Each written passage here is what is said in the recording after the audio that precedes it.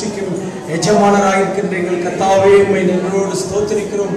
ஹல்லேலூயா. ஸ்தோத்திரம் ராஜா. ஸ்தோத்திரிக்கிற கர்த்தாவே எங்கள் பிதாவே உம்மை ஸ்தோத்திரிக்கிறோம், துதிக்கிறோம் ராஜா. ஜீவனுள்ள தேவனே உம்மை நன்றியோடு ஸ்தோத்திரிக்கிறோம், துதிக்கிறோம் கர்த்தாவே. ஹல்லேலூயா. எங்களுக்கு ஆண்டவரே ஜீவனை தந்து கர்த்தாவே எங்களை நடத்துகிறவரே உம்மை நன்றியோடு ஸ்தோத்திரிக்கிறோம் ராஜா. எங்களுக்கு நல்ல சுகத்தை பலத்தை கொடுத்து கர்த்தாவே எங்களை இந்த நாளில் நடத்தினீரே, அதற்காக உமக்கு ஸ்தோத்திரம் ராஜா. எங்கள் மேல் கிருபையாய் இருந்தீரே, அதற்காக உமக்கு ஸ்தோத்திரம் ராஜா. ஸ்தோத்திரிக்கிறோம். ஹல்லேலூயா. உம்மை நன்றியோடு ஸ்தோத்திரிக்கிறோம், துதிக்கிறோம். அதுவே சமூகத்திலே தேவன் தாமே அதை ஆசீர்வதித்து தரும்படியாக இந்த டேனியல் குருசாமி அவர்களுக்கு ஜெபிப்பாங்க.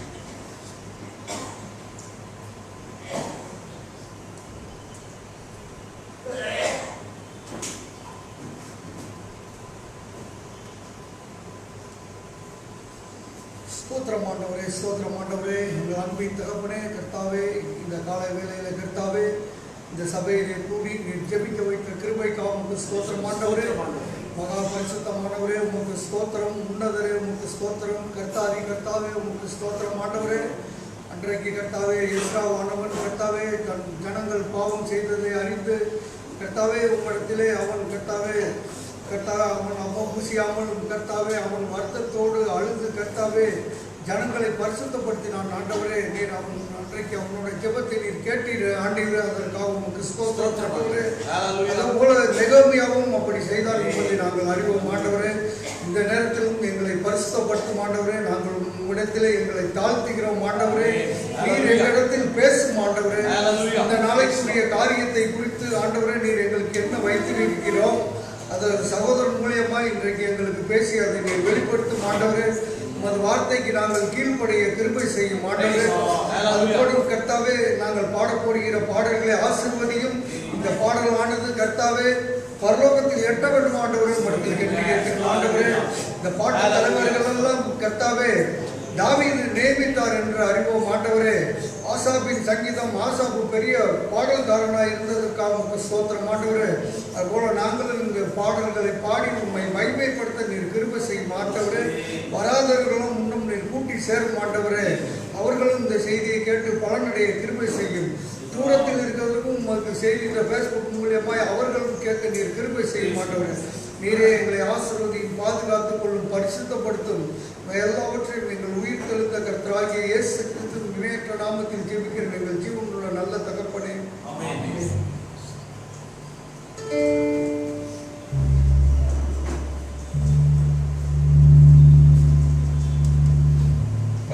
முதல் பாடலாக நம் பாடலுக்கு 122வது பாடலை முதல் பாடலாக பாடப்போகிறோம். எந்த உள்ளம் புது கவியாக தொடங்கும்.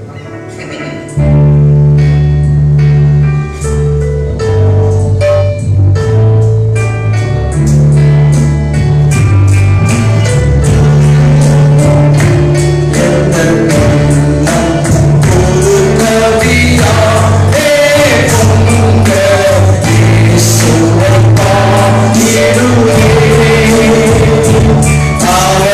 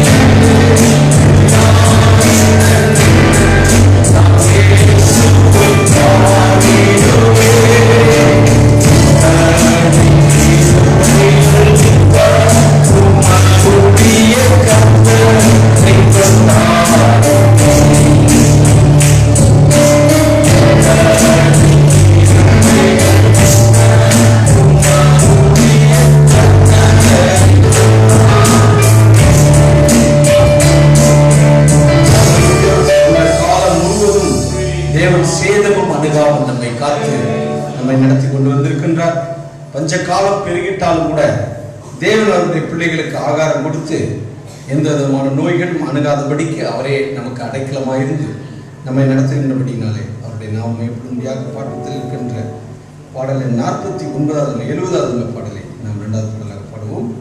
ஜோதி தோன்றும் ஒரு தேசம் உண்டு, விசுவாச கண்ணால் அதை காண்போம்.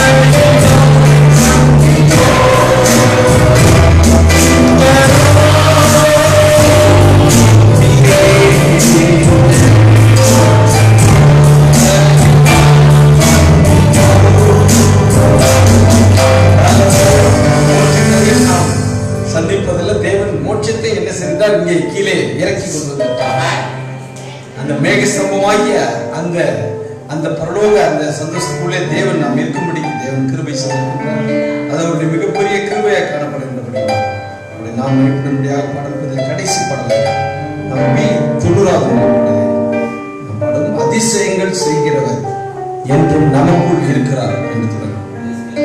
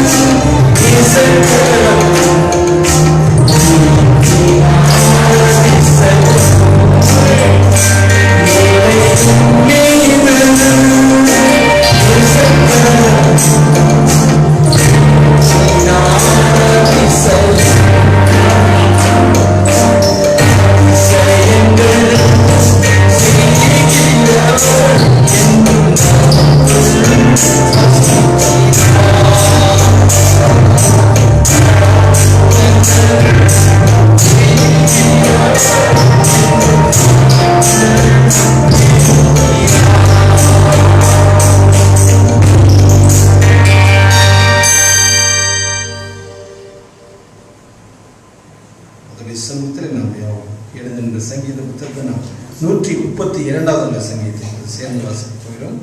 Let's stand and read Psalms number 132.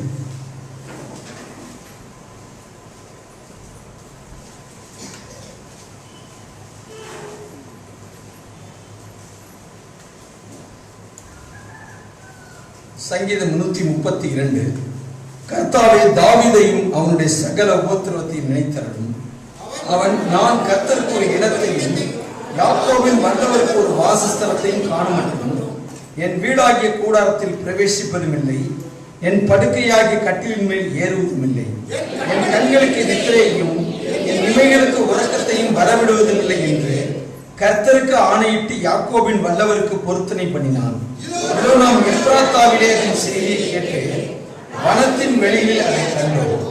அவருடைய வாசஸ்தலங்களுக்குள் பிரவேசித்து அவர் பாதப்படியில் பணிவோம். கர்த்தாவே, உமது வல்லமை விளங்கும் பெட்டியுடன் நீர் உமது தாமல ஸ்தலத்திற்குள் எழுந்தருளும். உம்முடைய ஆசாரியர்கள் நீதியை தரித்து உம்முடைய பரிசுத்தவான்கள் கம்பீரிப்பார்களாக. நீர் அபிஷேகம் பண்ணுவித்த உன் முகத்தை உமது தாசனாகிய தாவீதின் புறக்கணியாதரும். உன் கற்பத்தின் கனியை உன் சிங்காசனத்தின் மேல் வைப்பேன் என்றும், உன் குமாரர் என் உடன்படிக்கையும் நான் போதிக்கும் என் சாட்சிகளையும் காத்து நடந்தால் அவர்கள் குமாரரும் என்றென்றைக்கும் உன் சிங்காசனத்தில் வீற்றிருப்பார்கள் என்றும் கர்த்தர் தாவீதுக்கு உண்மையாய் ஆணையிட்டார். அவர் தவற மாட்டார். கர்த்தர் சீயோனை தெரிந்து கொண்டு அது தமக்கு வாசஸ்தலமாகும்படி விரும்பினார். இது என்றென்றைக்கும் நான் தங்குமிடம். இதை நான் விரும்பினபடியால் இங்கே வாசம் பண்ணுவேன். அதன் ஆகாரத்தை நான் ஆசீர்வதித்து வருவேன். அதன் ஏழைகளை நான் அப்பத்தினால் திருப்தியாக்குவேன். அதன் ஆசார்களுக்கு ரட்சிப்பை ஊற்றுவேன். அதில் உள்ள பரிசுத்தவான்கள் மிகவும் கெம்பீரிப்பார்கள். அங்கே தாவீதுக்காக ஒரு கொம்பை முளைக்க பண்ணுவேன். நான் அபிஷேகம் பண்ணுவித்தவனுக்காக ஒரு விளக்கை ஆயத்தம் பண்ணினேன். அவன் சத்துருக்களுக்கு வெட்கத்தை உடுத்துவேன். அவன் மீதிலோ கிரீடம் பூக்கும் என்றார். ஆமென். நாம் யாவரும்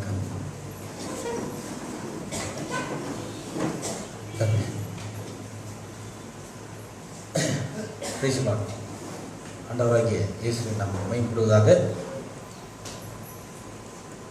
இந்த காலைகளிலே நாம் தேவனுடைய சமூகத்திலே இருக்கிறோம்.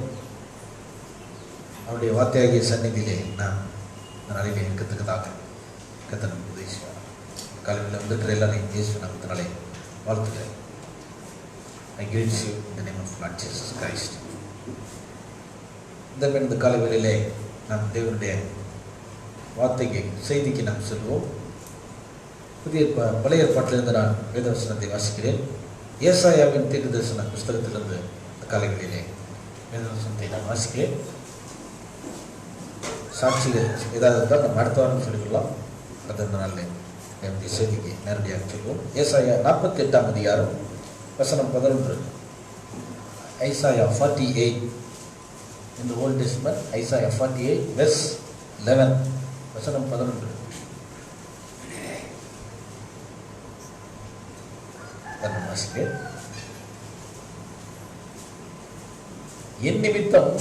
என் நிமித்தமே அப்படி செய்வேன். என் நாமத்தின் பரிசுத்தம் எப்படி குலைக்கப்படலாம்? என் மகிமையை நான் வேறொருவனுக்கு கொடேன். For mine own sake, even for my own sake, will I do it. For how should my name be polluted? And I will not give my glory unto another. என் மகிமையை நான் வேறொருவனுக்கும் கொடேன் என்று தெரிவித்தேன். அதை நாம் இந்த நாளில் செய்தியாக பார்ப்போம். கர்த்தர் நமக்கு உதவி செய்வார். தலையில் தாழ்த்தி ஜெபிப்போம். எங்கள் நல்ல பிதாவே, உமக்கு ஸ்தோத்திரம். இந்த அருமையான அந்த நல்ல காலை வேலைக்காக நன்றி சொல்லுவோம். இந்த காலை வேளையிலே நாங்கள் கர்த்தருடைய சமூகத்துக்குள்ளே நாங்கள் வர எங்களுக்கு உதவி செய்வதற்காக நன்றி. ஒரு வாரம் முழுவதும் உலக சூழ்நிலைகள், வேலைகள், அலுவல்கள், நம்முடைய சகோதரிகளுக்கு வீட்டு வேலைகள், பிள்ளைகளுக்கு பள்ளி படிப்புகள், தேவனுடைய பிள்ளை எல்லாருக்கும் இப்படி பல விதமான அலுவல்களிலே அந்த சூழ்நிலையிலே இருந்த நாங்கள் இந்த காலை வேளையிலே அதையெல்லாம் விட்டுவிட்டு இது வேறொரு சூழ்நிலையிலே, அதாவது தேவனுடைய அவருடைய பிரசன்னத்துக்குள்ளாக அவருடைய பிள்ளைகளோடு கூட அவரை தொழுது கொள்ள இந்த சமூகத்தை, இந்த நேரத்தை, இந்த சூழ்நிலையை தந்ததற்காக நன்றி செலுத்துகிறோம்.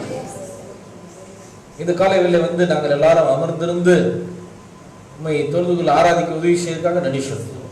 அநேக தேவனுடைய பிள்ளைகள் வந்து அமர்ந்து ஜெபித்துக் கொண்டிருக்கும் போது நிச்சயமாக கர்த்தர் எங்களிலே கிரியை செய்வார், எங்களுக்கு உதவி செய்வார், எங்களுக்கு நல்ல செய்தி தருவார். எங்கள் விண்ணப்பங்களை இந்த அவருடைய இந்த சபை விடுதலை வந்து ஜெபிக்கும் போது, இந்த கட்டிடத்தில் வந்து ஜெபிக்கும் போது கர்த்தர் இங்கிருந்து ஜெபிக்கும் ஜெபங்களையும் தேவன் கேட்பார் என்று நாங்கள் விசுவாசிக்கிறோம்.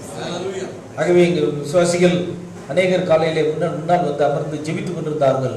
அவர்கள் எதற்கு ஜெபித்தார்கள், என்ன காரியத்துக்காக ஜெபித்தார்கள் என்று எனக்கு தெரியாது, ஆனால் உமக்கு தெரியும் ஆண்டவரே. அதுபோல இந்த இடத்தில் நாங்கள் எல்லாரும் ஜெபிக்கிறோம். எங்களுக்கு ஏதாவது விண்ணப்பங்கள் தேவையில் இருந்தால் அதை நாங்கள் உமது நாமத்தினாலே கேட்கிறோம். நீர் அதை சந்திக்கும்படி ஜெபிக்கின்ற தாமே உமக்கு நன்றி. நாங்கள் இடத்தில் ஜெபித்தோம், பாடல்களை பாடினோம், தேவனுடைய வார்த்தைகளை வாசித்தோம். இப்படி விதவிதமாக தேவனை பல வகைகளிலே தொழுது கொள்ள ஆராதிக்க உதவி செய்வதற்காக நன்றி. கை தட்டி மகிழ்ந்து பாடி துதிக்க உதவி செய்து இப்படி தேவனுடைய செய்திக்காக வருகிறாண்டவரே. இந்த நேரத்தில் எங்கள் விண்ணப்பங்களை எல்லாம் நீர் கேட்டு ஜெபிக்கும்படி, ஜெபத்துக்கு பதில் தரும்படி ஜெபிக்கிறோம். இந்த கால வேளையிலே ஜெபிக்க கேட்டுக்கொண்ட அந்த மகளுக்காக, சகோதரிக்காக ஜெபிக்கிறோம்.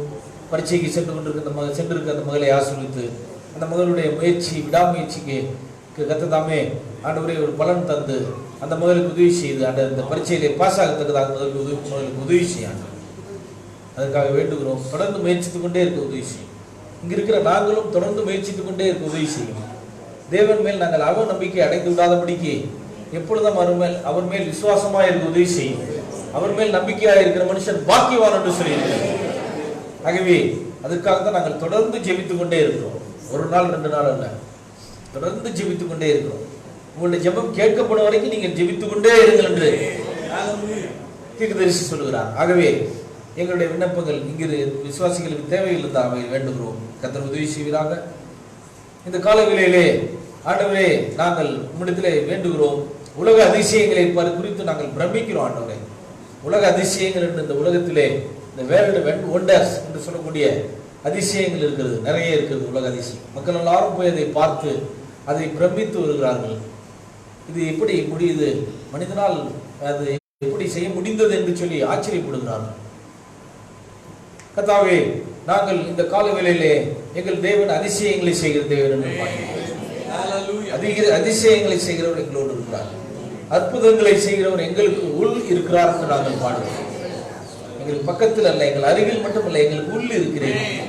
இயேசு கிறிஸ்து தாமே பலமுள்ள தூதனாக இந்த கடைசி நாளிலே அவர் இறங்கி வந்து அவர் மனவாட்டிக்குள் இருக்கிறார் என்று நாங்கள் விசுவாசிக்கிறோம். என் செய்த அதிசயங்களுக்காக நன்றி. பாவியாகிய ஒரு மனிதன் கிறிஸ்துவுக்குள்ளே மனமாகிறது, மனமாற்றம் ரட்சிக்கப்படுவது பெரிய அதிசயமாயிருக்கிறது. அதுபோல ஒரு தவறான காரியங்களில் இருக்கிறவர்கள் திரும்பி சரியான காரியங்கள் வருவது எவ்வளவு பெரிய அதிசயமாயிருக்கிறது. அந்த அதிசயங்களை தேவனால் செய்ய முடியும் என்று விசுவாசிக்கிறோம். இதுவரை இந்த உலகம் காணாத மகத்தான ஒரு அதிசயம் இந்த பூமியில் நிகழப் போகிறது. பரிசுத்தாவினுடைய எடுத்துக்கொள்ளப்படுதலாயிருக்கிறது. அதை விட பெரிய அதிசயம் இந்த உலகத்தில் எதுவும் இல்லை. ஒரு கூட்ட மக்கள் இந்த பூமியிலிருந்து எடுத்துக்கொள்ளப்பட போகிறார்கள். அதை இந்த காலத்தில் வெளிப்படுத்தின அந்த செய்தியினாலே, ஏழமுத்திரை செய்தியின் விசுவாசத்தினாலே அதை அடைய போகிறார்கள். நன்றி. இந்த ஜெபத்தெல்லாம் கேட்டு இந்த நாளிலே தேவ வார்த்தை தாரும் இயேசுவின் நாமத்தில் வேண்டுகிறேன். நீங்கள் உட்காரணும்.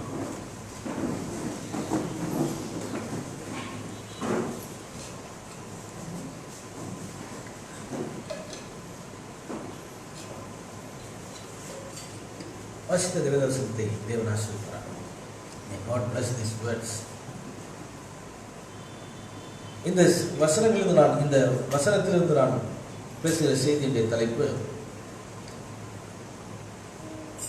மனவாட்டிக்குள் தேவனுடைய மகிமை மனவாட்டிக்குள் இருக்கிறது. Today the title of the message is The Glory of God is in the Bride. தேவனுடைய மகிமை மனவாட்டியில் இருக்கிறது என்பதுதான். இங்கே பாருங்கள், இந்த வேதவசனத்தில் தேவன் சொல்கிறார், பழைய ஏற்பாடு, ஏசாயா தீர்க்கதரிசன புஸ்தகம், பழைய ஏற்பாடு. அதிலே பாருங்கள், என் மகிமையை நான் வேறொருவனுக்கு கொடேன் என்று தேவன் சொல்கிறார். இங்கிலீஷ்ல, and I will not give my glory unto another. God says, I will not give my glory to another. I will not share my glory with nobody. Anybody, ஒருவரோடும் என்னுடைய மகிமையை நான் பகிர்ந்து கொள்ள மாட்டேன், தரமாட்டேன் என்று சொல்லி தேவன் சொல்றார். ஆனால் நம்முடைய செய்தியுடைய தலைப்பு தேவனுடைய மகிமை மணவாட்டிக்குள் இருக்கிறது. The glory, the God's glory is in the bride. தேவனுடைய மகிமை யாருக்கும் தரமாட்டேன்னு தேவன் சொல்றாரு. ஆனா செய்தி இப்ப எப்படி பேசுறோம், நம்ம தேவனுடைய மகிமை மணவாட்டிக்குள் இருக்குது. God's glory in the bride. எப்படி, how it is, அதுதான் let us see in the message. அதான் செய்தியிலிருந்து நம்ம பார்க்கணும். ஏன் தேவனுடைய மகிமையை வேறொருவனுக்கும் கொடுக்க மாட்டேன் என்று சொல்கிறார்? நாம் 10 கட்டளைகளை படிக்கிறோம். உன் தேவனாகிய கர்த்தர் ஒருவரே கர்த்தர் என்று சொல்லி சொல்லணும். அதுதான் ஃபர்ஸ்ட் கமாண்ட்மெண்ட், அதுதான் முதலாவது கட்டளை. இரண்டாவது கட்டளை, எனக்கு ஒப்பாக யாதொரு சொரூபத்தையும் யாதொரு விக்கிரகத்தையும் நீ உருவாக்க வேண்டாம், அதை வணங்கவும் வேண்டாம், நமஸ்கரிக்க, அதாவது அதை வணங்கவும் வேண்டாம் என்று சொல்லுங்க. இதான் 2 கட்டளை, முதல் 2 கட்டளை. Only one God, there is no God except our God. நம்முடைய தேவனை தவிர வேறு தேவன் இல்லை. only one God, not trinity, திருத்துவம் இல்லை, not two-ness, இருத்துவம் இல்லை. இருத்துவ உபதேசம் இருக்குது, திருத்துவ உபதேசம் இருக்குது, இதெல்லாம் தவறு. இருத்துவம் தவறு, திருத்துவம் தவறு. இதுதான் correct. one God is correct. ஒரே தேவன் என்பதுதான் சரி. என்னை தவிர வேறு தேவன் இல்லை என்று சொல்லிவிட்டார். ரைட். இரண்டாவது, எந்த விக்கிரகத்தை, யாதொரு விக்கிரகத்தின் சொரூபத்தை நீ உண்டாக்க வேண்டாம் என்று சொல்றார். அதை வணங்க வேண்டாம், உண்டாக்கவும் கூடாது, அதை என்ன செய்யக்கூடாது, வணங்கக்கூடாது. எனக்கு ஒப்பாக யாதொரு சொரூபத்தை என்று சொல்றார். ஆக நாம் பார்க்கும்போது எந்த விக்கிரகங்களையும் நம்ம உருவாக்கக்கூடாது, எந்த சொரூபத்தையும் உருவாக்கக்கூடாது என்று சொல்லி நாம் இங்கே பார்ப்போம். அதனால அநேகருக்கு இது பெந்தகோஸ்தே ஸ்தாபனத்தில் உபதேசத்தில் இருக்கிறவர்கள், பெந்தகோஸ்தே உபதேசத்தில் இருக்கிறவங்க நம்ம இந்த மாதிரி ஜீசஸ் படம், ப்ராஃபட் படம், அதுபோல மேகஸ்தம்ப படம் இதெல்லாம் சர்ச்சில் வச்சிருக்கிறத கண்டம் பண்றாங்க. அவங்க இதை ஏற்றுக்கல இருந்தது, அவங்க ஒத்துக்க மாட்டாங்க. படங்கள்லாம் வைக்கக்கூடாது சர்ச்சில் அப்படின்னா. ஆனால் நம்முடைய தீர்க்கதரிசி பிரணாம் டேபர்நாக்கில் ஒரு பெரிய குரூசிஃபிகேஷன், சிலுவை வச்சிருந்தார். சிலுவையில் இயேசு பாடுபட்ட சிலுவம் என்று சொல்லக்கூடிய இயேசு வெறும் சிலுவை மட்டும் இல்லை, அதில் இயேசு தொங்குகிற, இயேசு சிலுவையில் தொங்குற மாதிரி ஒரு ஒரு ஒரு இது ஸ்டாச்சு வச்சிருந்தார், ஒரு உருவம் வச்சிருந்தார். அதையும் நான் பார்த்து நிறைய பேர் பதறி போய் கேள்வி கேட்டார். பதறிட்டார் ஒரு மனிதர், அதை பார்த்து பதறி போயிட்டார். அவர்கள் என்ன, கத்தோலிக்கருடைய சிலுவை நீங்க சபையில் வச்சிருக்கீங்க, நம்ம யாதொரு விக்கிரகத்தையும் உருவாக்கக்கூடாதுன்னு ஆண்டவர் சொல்லியிருக்காரு, வணங்கக்கூடாதுன்னு சொல்லியிருக்காரு, கத்தோலிக்க சிலையை வச்சிருக்கீங்களே தீர்க்கதரிசி கேட்டாங்க. அப்ப தீர்க்க ப்ராஃபட் சொன்னாரா, கத்தோலிக்க சிலுவை வந்து கத்தோலிக்கர்களுக்கு சொந்தம்னு யார் சொன்னா அப்படின்னு கேட்டாங்க. சிலுவை கத்தோலிக்கர்களுக்கு சொந்தம்னு யார் சொன்னா? சிலுவை எல்லா கிறிஸ்தவர்களுக்கும் சொந்தம். அது மட்டும் இல்ல, அவருடைய வீட்டில் ஹாஃப்மேன் பிக்சர் வச்சிருக்கிறேன், ஹாலில் வச்சிருக்கிறேன். செய்தி படிச்சவங்களுக்கு தெரியும், என் வீட்டில் ஹாலில் நான் ஹாஃப்மேன் பிக்சர் வச்சிருக்கேன். அது மட்டும் இல்லை, இன்னும் சொல்றாரு, நாங்கள் வெளியே செல்லும் போது அதுக்கு முன்னாடி நின்று ஜெபிச்சுட்டு தான் போவோம் அப்படின்னு சொல்றாரு. அதுக்கு முன்னாடி நின்று ப்ரேயர் பண்ணிட்டு தான் போவோம் எங்கள் ஃபேமிலியாக எல்லாரும் அப்படின்றாரு. சரி, வீட்டில் தான் வச்சிருந்தாரு அப்படின்னா. பிரணாம் டேபர்நாக்கில், பிரணாம் கூடாரத்தில் 2 பக்கமும் 2 பிக்சர் இருந்துச்சு. ஒன்று ஜீசஸ் பிக்சர் இருந்துச்சு ஒரு பக்கம், இன்னொரு பக்கம் அவருடைய picture, prophet picture, pillar of fire, அவர் தலை மேல இருந்த அந்த அக்னிஸ்தம்ப படத்தை சர்ச்சில் வச்சிருந்தார். ஆகவே இதை கண்டு ரொம்ப பேர் இடறாங்க. பெந்தகோஸ்தேக்காரங்க இடறுனா கூட பரவாயில்ல, செய்தியில் இருக்கிறவங்களே நிறைய பேர் இடறிட்டாங்க. நிறைய பேர் இன்னும் செய்தி இதுக்காகவே செய்தி விட்டு வெளியே போனாங்களா எனக்கு தெரியும். இந்த விஷயத்துக்கு, ஒரு விஷயத்துக்காகவே நாங்கள் பிரணாம தீர்க்கதரிசி ஏற்றுக்க மாட்டோம். ஏன்னா அவர் சபையில் படம் வச்சிருக்கிறாரு, சிலுவை வச்சிருந்தாரு. அதே எப்படி ஒரு கிறிஸ்து தீர்க்கதரிசி வார்த்தை நிறுவார். ஆனா இதுக்கு ப்ராஃபட் ஆன்சர் பண்றாரு. இதுக்கு தீர்க்கதரிசி என்ன பதில் சொல்றாருன்னு பார்க்கணும். அவர் சொல்ற பதில் ரொம்ப கரெக்டா இருக்கு, அது சொல்லிவிட்டா இருக்கு பைபிளோட. ப்ராஃபட் என்ன சொன்னாரு, யாதொரு விக்கிரகத்தை உருவாக்க வேண்டாம் என்று சொன்ன தேவன் உடன்படிக்கை பெட்டியின் மேல் 2 கேருபீன்களையும் செய்ய சொன்னது ஏன்? அதை கொண்டு போய் ஆராதனை ஸ்தலத்துல வைக்க சொல்றாரு.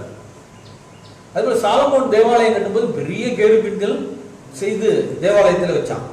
இது தேவன் சொன்னதா சின்னது தான், 2 அடி தான், 2-3 அடி தான் இருக்கும். ஆனா சாலமோன் வச்சது 10 அடி 15 அடி உயரம். இந்த ஊருக்கு வெளியில பாத்தீங்கன்னா அது பெரிய பெரிய சிலைகள்லாம் இருக்குல்ல, கிராமங்கள்லாம் பயங்கரமா இருக்குல்ல, அது மாதிரி அவ்வளவு பெரிய சிலையை இருந்து செஞ்சு வச்சதாக பைபிள் எழுதியிருக்கு. சாலமோன் உடன்படிக்கை அந்த ஆலயத்துல கேருபீன்கள் 2 கேருபீன்களை செஞ்சு வச்சாங்க, உயரம் சீலிங்கை தொடுற அளவுக்கு செஞ்சு வச்சதாக பைபிள் எழுதி. ஆக இதைதான் ப்ராஃபட் சுட்டி காட்டுறாரு. ஆக இது என்ன தெரிகிறது என்று சொன்னால், அதை வணங்குவதற்காக செய்தால் அது தவறு, வணங்குவதற்காக செய்தால் தவறு, அடையாளத்துக்காக வைத்துக் கொள்வது தவறல்ல. இப்படிதான் இருந்தாலும் தெரிஞ்சுக்குது. நம்ம வீட்டுல தாத்தா பாட்டா போட்ட அப்பா உங்க போட்டோலாம் வச்சிருக்கலையா? வீட்டுல வச்சிருக்கோம் தாத்தா போட்டா, அப்பா போட்டா, மாமா போட்டாலாம். எதுக்கு அதை வச்சு வணங்குறோமா? இல்ல, வச்சிருக்கிறோம். இப்படிதான் இருந்தாங்கன்றது தெரிஞ்சுக்கிறது, இளைய தலைமுறை தெரிஞ்சுக்கிறதுக்காக.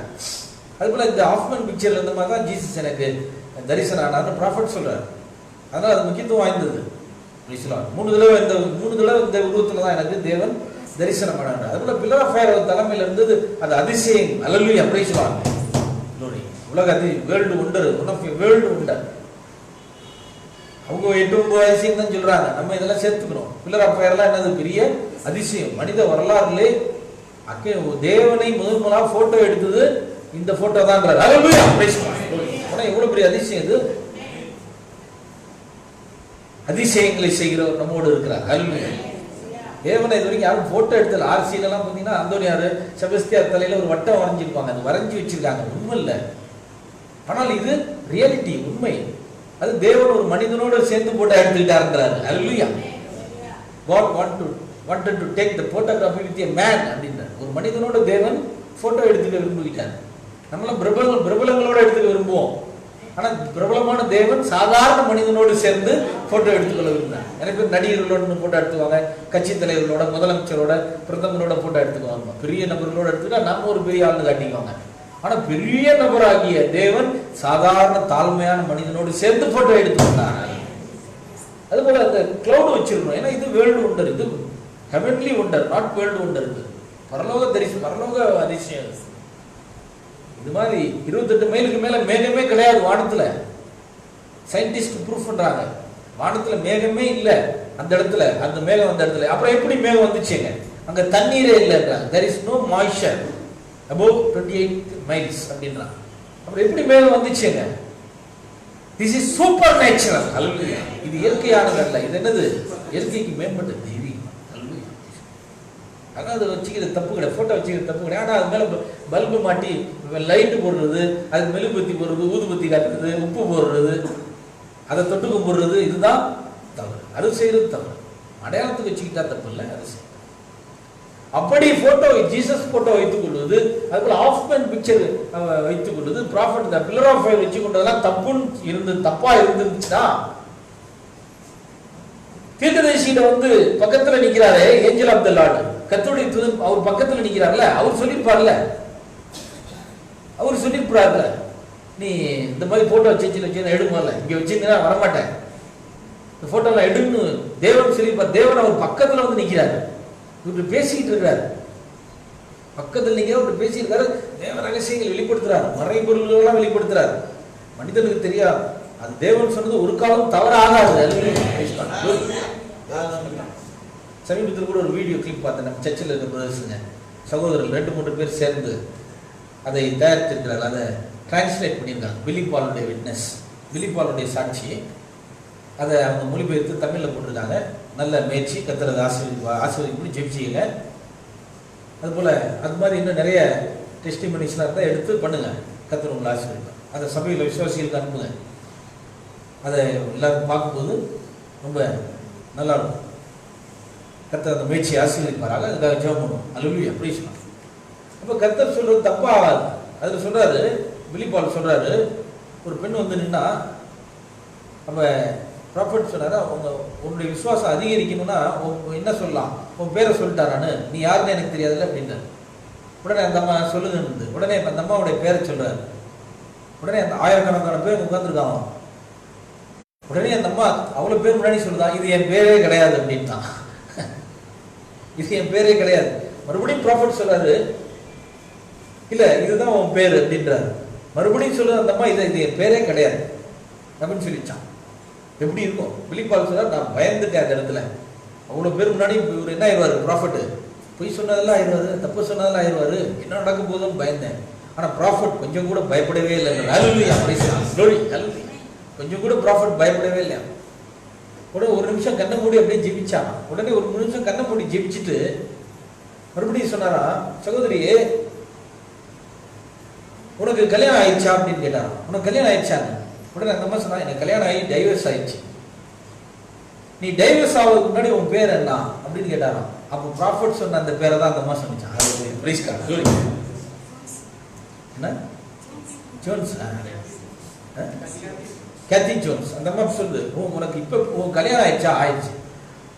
டைவர்ஸ் ஆயிடுச்சு. அப்போ டைவர்ஸ் ஆகிறதுக்கு முன்னாடி உன் பேர் என்னன்னு? கேத்தி ஜோன்ஸ். அந்த தேவன் ஒரு பொழுது பொய் சொல்ல மாட்டார்.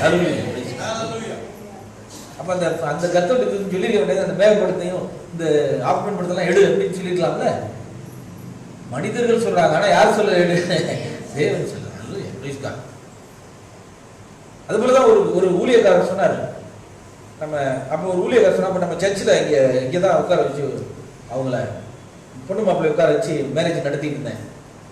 அப்ப மாப்பிள்ளை ஷூ போட்டுட்டு வந்தாரு. அவர் ஷூ போட்டு உள்ள வந்து உட்காந்துட்டாரு. உடனே இங்க வந்து ஒரு ஊழியக்காரர் பதறி போய் முதல்ல அவரை கூப்பிட்டு ஷூ கழட்ட சொல்லுங்க, தேவ சமூகத்தில் ஷூ போட்டு சொல்லுங்க. நான் சொன்னேன், அதனால ஒன்றும் தப்பு இல்லை, அதனால ஒன்றும் தப்பு கிடையாது. இல்லை இல்லை, அது ஆண்டவர் சமூகத்தில் செருப்பு போட்டு மோசடி சொல்லியிருக்காரு ஆண்டவர், பாதரட்சி கலெக்டர் அப்படின்னு. நான் சொன்னேன், எங்க சர்ச்சில் யாரும் ஷூவெல்லாம் போட்டு உள்ள வர்றதில்லை. பட் இன்னைக்கு மேரேஜ் ஒரு கல்யாணம் நாள் கோட்டு ஷூட்டு போட்டு இப்படி விருந்தாள் கொண்டு வருவேன், அதனால ஒன்றும் காட்டலாம், அதனால ஒன்றும் தவறு இல்லை. இல்லை தப்பு அப்படின்னு அப்பதான் நான் சொன்னேன். அப்படின்னா ப்ராப்பர்ட்டி ஷூ போட்டுட்டு தானே இந்த ப்ரீச் பண்ணிட்டு இருக்காரு. அவர் பக்கத்துல யாரும் வந்து நிற்கிறாரு, கத்தோடு நிற்கிறாரு, ஷூ மூலங்கள் அவர் சொல்லணும்ல, அவர் சொல்லலையே.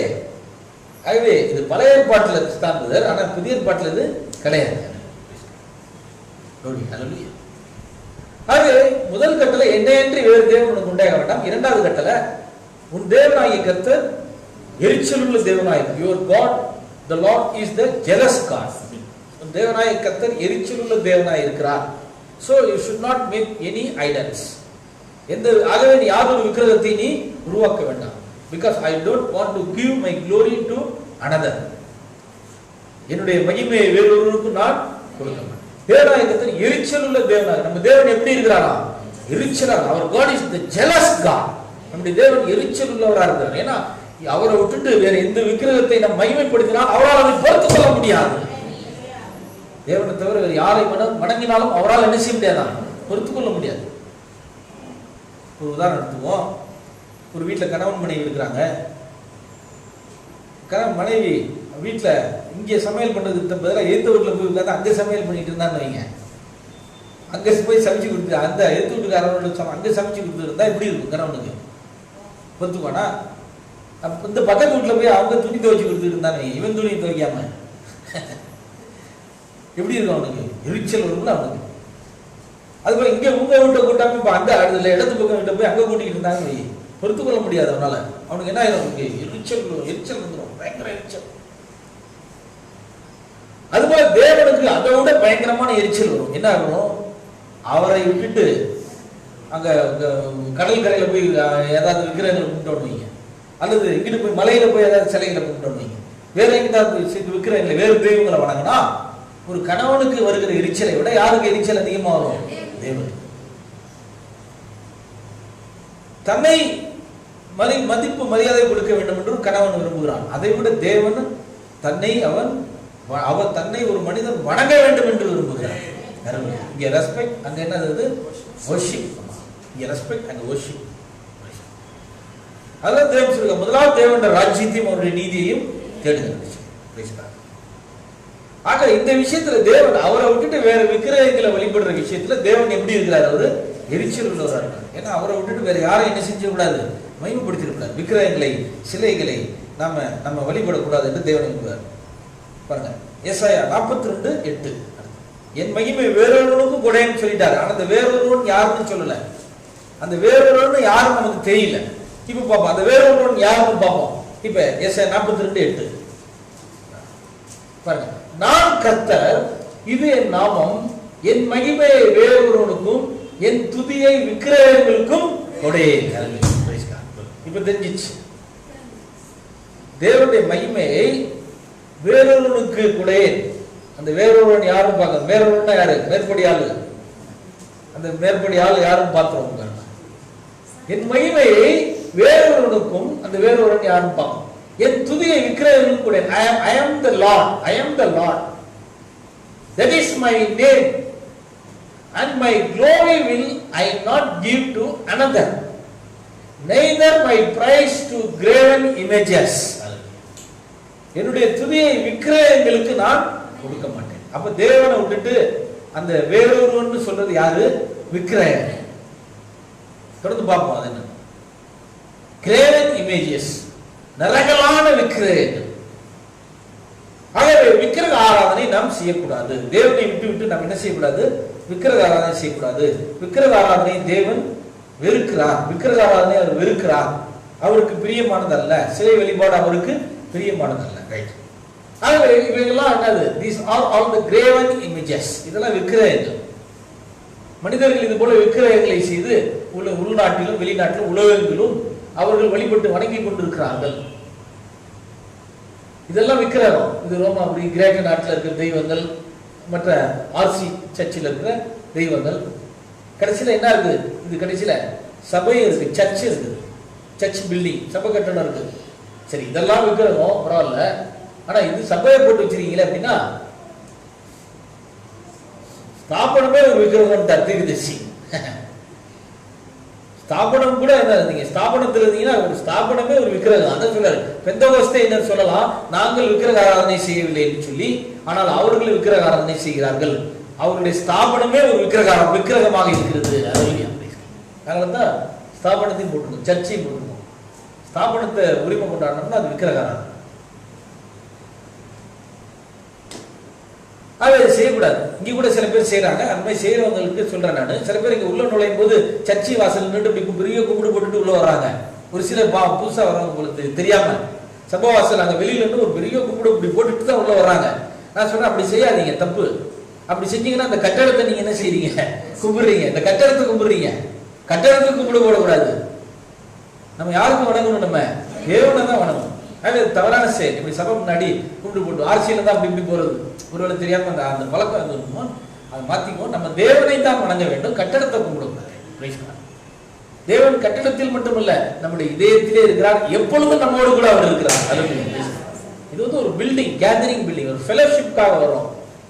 அதனால இதுக்குள்ள மட்டும்தான் தேவன் இருக்கிறாரு நினைச்சு இங்க வந்து பெரிய கும்பிடு போட வேண்டாம். சாதாரண ஆஸ் யூஷுவலா ஒரு பிரேயர் பண்ணும்போது தான் நம்ம என்ன செய்யணும்? வணங்கணும். ஜெபம் பண்ணும்போது தான் நம்ம பேசிக்கலாம். இப்ப நம்முடைய தீர்க்கதரிசி சொல்லுகிறார், தேவன் ஏன் ஸ்தாபனங்களில் இல்லை? அவர் prophet says that why God is not in the idols. What is the answer for that? ஏன் தேவன் சிலைகளில் இல்லை? அதுக்கு பதில் என்னன்னா, அதுக்கு பதில் சொல்றாரு, தேவன் உயிருள்ளவராக இருக்கிறார். தேவன் எப்படி இருக்கிறாரு? உயிருள்ளவராக இருக்கிறார், ஜீவனுள்ள. அவர் God is the living God, but the idol is not living. ஆனால் சிலைகளுக்கு உயிர் இல்லை. ஆக உயிரில்லாத தேவன், உயிருள்ள தேவன் உயிரில்லாத சிலைகளில் இருக்க விரும்பவில்லை. அவருக்கே அது நல்லா இல்லை, அவர் நாமத்துக்கே அது நல்லா இல்லை. அவர் உயிருள்ளவராக இருந்துகிட்டு உயிரில்லாத சிலையில போய் எப்படி இருப்பாரு? ஆகவே தான் சிலைகளில் தேவன் இருக்க விரும்புவதில்லை. இதுதான் பதில். ஆகவே அவர் என்ன விரும்புகிறார் என்றால், உயிருள்ள தேவன் உயிருள்ள மனிதர்களிலே வாசம் பண்ண விரும்புகிறார். The living God wants to live in the living man, not in the idols, not in the non-living things. உயிரில்லாத பொருள்களை அவர் இருக்க விரும்புவதில்லை. இப்ப புரியுதா உங்களுக்கு? ஏன் சிலையில தேவன் இல்லைன்னு? அதனால விக்கிரகத்தை பார்த்து நம்ம என்ன செய்யக்கூடாது? பயப்படக்கூடாது. நாக்க கடிச்சுக்கிட்டு இருக்கு, பல்ல கண்ணை உருட்டிட்டு இருக்க மாதிரி சிலையெல்லாம் பார்த்தாலும் நம்ம என்ன செய்யக்கூடாது? பயப்படக்கூடாது. அதுல உயிரே இல்லை. சங்கீதம், ஏசாயெல்லாம் படிச்சிருப்பீங்க. நமக்கு நேரம் இல்லை, அதெல்லாம் படிச்சு பாருங்க. வீட்டுல போய் அற்புதமா இருக்கும். அவைகளுக்கு கண்ணு இருக்கும், ஆனா அது பார்க்காது. அவைகளுக்கு காது இருக்கும், ஆனா கேட்காது. கைகள் இருக்கு, செயல்படாது, நடக்காது. அவைகளை செய்கிறவர்கள் அவைகளை போலவே இருப்பார்கள். அதனால சிலைகள் ஒன்றுமில்லை, அதுல ஜீவன் இல்லை, உயிர் இல்லை. அதனாலதான் தேவன் அதுல விரும்பல, இருக்க விரும்பல.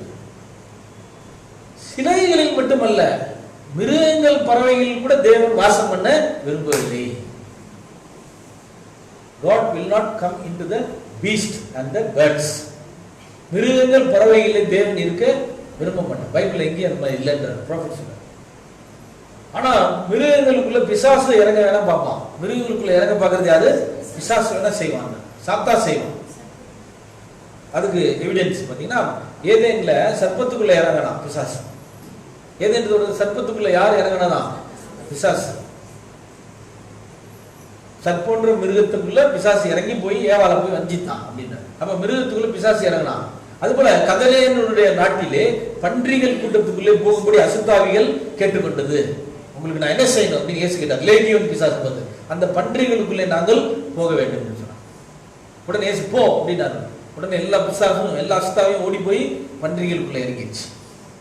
அப்ப மிருகங்களுக்குள் பறவைக்குள்ள சாத்தான் தான் இறங்குவான், தேவன் இறங்க மாட்டார். தேவன் இறங்க விரும்புகிறது உயிருள்ள அவருடைய மனிதர்கள் மட்டுமே, ஜீவனுள்ள மனிதர்கள். ஏன்னா அவர் ஜீவனுள்ள உயிருள்ள தேவன், ஜீவிக்கிற தேவன். அல்லேலூயா. அதனால தேவன் சிலைகளும் அவர் தங்குறது இல்லை, உயிருள்ள மனிதர்கள் மேலேயும் அவர் தங்குறார். உயிருள்ள மனிதர்கள் தங்குறாரு, விக்கிரகங்கள்ல தங்குறது. இப்ப தேவன் சொல்றார், என் மகிமையை வேறொருவனுக்கும் என்னுடைய துதியை விக்கிரகங்களுக்கும் கொடேன் அப்படின்றார். ஆக விக்கிரகங்களை மகிமைப்படுத்த தேவன் விரும்ப மாட்டார். விக்கிரகங்களை மகிமைப்படுத்த அவர் விரும்ப மாட்டார். அப்படி தேவனுடைய மகிமை எங்கேயாவது அவருக்கு மேல எங்கேயாவது போகுது அப்படின்னா அதை அவர் அனுமதிக்க மாட்டார். அதை ஒரு பொழுதும் அவர் அனுமதிக்க மாட்டார். ஆகவே அப்படி சம்பவங்கள் நமக்கு பைபிள் நடந்திருக்குது. அதுதான் நம்ம பார்ப்போம். அந்த மாதிரி சம்பவங்களை பார்ப்போம். தேவனை விட மகிமை வேற எங்கேயாவது போகுதா? அப்படி போனிச்சுன்னா என்ன ஆகுதுன்னு பார்ப்போம். அதுக்கு உதாரணம் எக்ஸாம்பிள் பாபேல் டவர். அதுதான் என்னது? பாபேல் டவர். முதல்ல ஆதியாகமம் 10ஆம் அதிகாரத்தில் பாருங்க. மனிதர்கள் எல்லாரும் ஒன்று சேர்ந்து ஒரு பெரிய கோபுரத்தை கட்டினார்கள். யாருடைய லீடர்ஷிப்ல, யாருடைய தலைமையிலே? இந்த நிம்ரோத். இவன் தான் Nimrod. This is the Nimrod. இந்த நிம்ரோத், பாபிலோன் ராஜாவாகிய நிம்ரோத் தலைமையிலே இந்த பாபேல் கோபுரத்தை கட்டினார்கள். இந்த நிம்ரோத் காமுடைய சந்ததியில் வந்தவன். இவன் யார்? இவன் காமுடைய சந்ததி நிம்ரோத். இவனை பற்றிய சிறப்புகள் இருக்கிறது, இவனை பற்றிய வரலாற்றுல முக்கியத்துவம் இருக்கிறது. என்னன்னா, உலகத்தில் முதல் மக்களை அடிமைப்படுத்தி வைத்தவன், மனிதர்களை அடிமைப்படுத்தி அதில் வெற்றி கண்டவன் முதல்ல இந்த நிம்ரோத். அடுத்தது இவருடைய பிறந்த தேதி டிசம்பர் மாதம் 25ஆம் தேதி.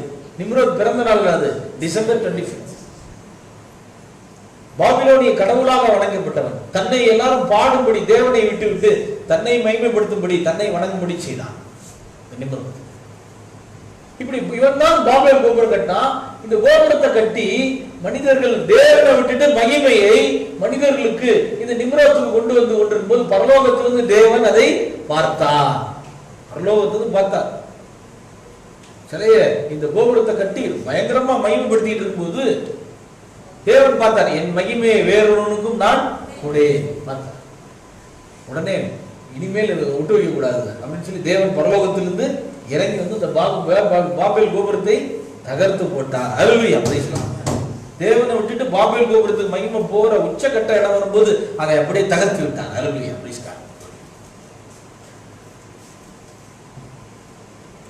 நெக்ஸ்ட் அடுத்து பார்த்தீர்கள் என்றால் பாபேல் கோபுரத்தில் நாம் பார்த்துட்டு அடுத்து பாபிலோனுக்கு வருவோம். தானியேல் புஸ்தகத்திலே பார்த்தீர்கள் என்றால் தானியேல் புஸ்தகத்திலே அந்த பெல்ஷாத்சார் என்கிற ராஜா தேவனுடைய ஆலயத்தில் இருக்கிற பாத்திரங்கள்லாம் எடுத்துக்கொண்டு வந்து அவன் மதுபானங்களை ஊற்றி குடித்துக் கொண்டிருந்தான். கல்லு மண்ணுமான தெய்வங்களை புகழ்ந்து கொண்டிருந்தான். 2 தவறுகளை செய்தான். அவன் செஞ்சது எத்தனை தவறு? 2 தப்பு. முதல் தப்பு, தேவாலயத்தில் இருக்கிற பாத்திரங்கள் பரிசுத்தமான பாத்திரங்கள். பழைய ஏற்பாட்டில் அந்த பரிசுத்தமான பாத்திரங்களை தேவ காரியங்களுக்கு தான் பயன்படுத்தணும். ஆசரிப்பு கூடாரத்தில் ஆவிக்குரிய விஷய வேலைகளுக்கு தான், கூடார பணிகளுக்கு தான் பயன்படுத்தணும்.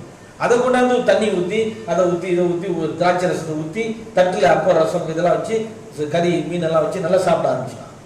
அப்ப மாசுபடுத்த தேவனுடைய பாத்திரங்களை பரிசுத்த குலைச்சலாக்கினான். ஒன்று. அடுத்தது, தேவனை விட்டு கல்லும் மண்ணுமான தெய்வங்களை புகழ்ந்தான். யாரை மகிமைப்படுத்தாங்க?